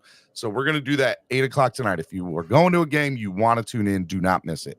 Tomorrow, we are going to push back the morning show because of everything, okay? So tomorrow, we are going to have a midday show. It's not going to be a morning show because I want to be on live for cut day. So be on the lookout for a midday cut day afternoon show. We are probably going to be on from like noon to 3 or noon to 3:30, somewhere in that range to get a good range of what the initial 53-man roster looks like. So if it's not noon, it'll be 1. So either noon or 1. Big reason for that, I got to take my kids to the dentist, to be real. So it just kind of worked out that way. I got to take my kids to the dentist before we move, and we have to find all new dentists. So we figured we'd just get it out of the way. So I'm taking my kids to the dentist tomorrow. So we'll do a midday show tomorrow, early afternoon for the cut. Wednesday, we'll still do Wildin' Out Wednesday, which I'm sure will be absolutely bananas because the 53-man roster will have been there, and I'm sure fans will have a lot to say about players that did and did not get cut. So fans, come on for craziness, chaos on Wednesday. Thursday is going to be awesome. Going to have Cameron, going to have Tamaris Speladova. I can't say her last name for the life of me. Tamaris from Jersey Shore All-Star, and F-Boy Island, who's going to be our celebrity NFL picks for this year, just like we did last year. We're going to give our picks for who's going to win the divisions, who's going to make the playoffs, and who's going to go to the Super Bowl on Thursday. And then Friday, this guy right here to the right of me, this handsome guy, or the left of me, depending on which way you're watching, Mr. Jason Sarney. He's going to be on with me on Friday for Spread Kindness Friday. It's been a lot of fun today. I want to give a big shout out to you, Jason. This was such a huge thing to get Destin on, and I couldn't have done it without you. And I need people to know Jason is one of the hardest working people in the community. He does such a great job. If you guys want to go see everything that has to do with Miami Dolphins in the community, then check out Dolphins Weekly. There's a QR code that is on your screen right now. I want you to take a screenshot of it. Sign up for this free, absolutely free newsletter. And it gives you access to everything that is Dolphin related from everywhere in the world, everywhere in the country, and right in our own backyard at East 32 and East 12 as well. So it's a lot of fun. It's good times. And I want to make sure that everybody gets access to the free newsletter that you are putting your heart and soul into, man. It's good stuff. And you do great stuff for us here at Miami Sports Music. You're the man. We can't grow without you, man. You're the man, Jason. You're the freaking man. It was 45 seconds, way too much. You could have just said thank you. I appreciate you. I love you. I love all you out there. This community has given me a lot. So I am the furthest thing in the world from anything close to perfect. I'm like all of us. We have our goods, we have our flaws, and we can only learn and be better the next day. So thank you, Stephen. I love you, man. If, for those of you who want to know, in the next hour, I'm going to have the Destin interview up on its own. So I'll be tweeting, Jason and I will be tweeting that out once I put an intro and an outro to that. So be on the lookout for that because I think people just want to hear that interview all on its own. If you missed today's show, you missed a good one. Shout out to Lewis from the Fins Tailgate, who does Victory and Therapy Mondays with me. It was a lot of fun hanging out with them all morning. Shout out to the fans who came on and gave us their thoughts about the team, the current structure, the game this past Friday. We're not worried about it. Next time Miami straps on the cleats, it's going to be, I don't know. It's going to be what, 2 weeks? We're going back to Cali, baby. No, I'm going back to Cali. Flipside Fishing, man. Look, my StreamYard is messing up today. I see that you said I missed a super chat from earlier. Let me go look. Let me go look for it if I can. I'm looking on the YouTube side. My StreamYard has been messing up today. I can't see it, man. Let me see live chat. No. There we go. All right, here we go. Stephen D, are we running it back with fantasy football this season? No, we are not. I'm not doing fantasy football. I was asked that. It's just I'm in the middle of a move. I got 15 million other things to do. I cannot add one more thing to the list, man. Okay, we might be in a fantasy season in reality, my man. So you don't even have to draft it. We got one. Taylor, it's gonna be real life fantasy football out here, and it's gonna be good stuff, man. So I'm excited about it. All right. I love it, man. Super excited about it. I'm going to get this cut up, send it on up to the YouTube channel. Be on the lookout for it. If you guys like today's show, hit the like button, donate to the channel, help the channel grow. Steven, we got to get into TikTok. I don't know, man. It's so much work. TikTok. I try to tell these people, man. It's crazy. Absolutely crazy. Don't go down that rabbit hole. Oh, boy. Yeah, it's insane. 3 hours a night, I'd never get back. I know. Well, it's 3 hours worth of your life, though. Yeah, 3 hours I'd rather sleep, but that's neither here nor there. All right, guys, go follow me at Stephen D. SKPL. Spread kindness, positivity, and love. Go follow Jason Sarney at Jason_Sarney. Hope you guys enjoyed the show today. Shout out to everybody who made the show absolutely amazing. This is the #1 Miami fan morning show, Clock Blockers, right here on the Miami Sports Music Podcast Network. We'll see you tomorrow. Peace. Remember, no morning show, early afternoon show. We're doing a cut down show. No morning show tomorrow. It'll be early afternoon. Check it out. Love y'all. Peace. Time to grind, time to shine. To a time, to a time. To a time, to a time.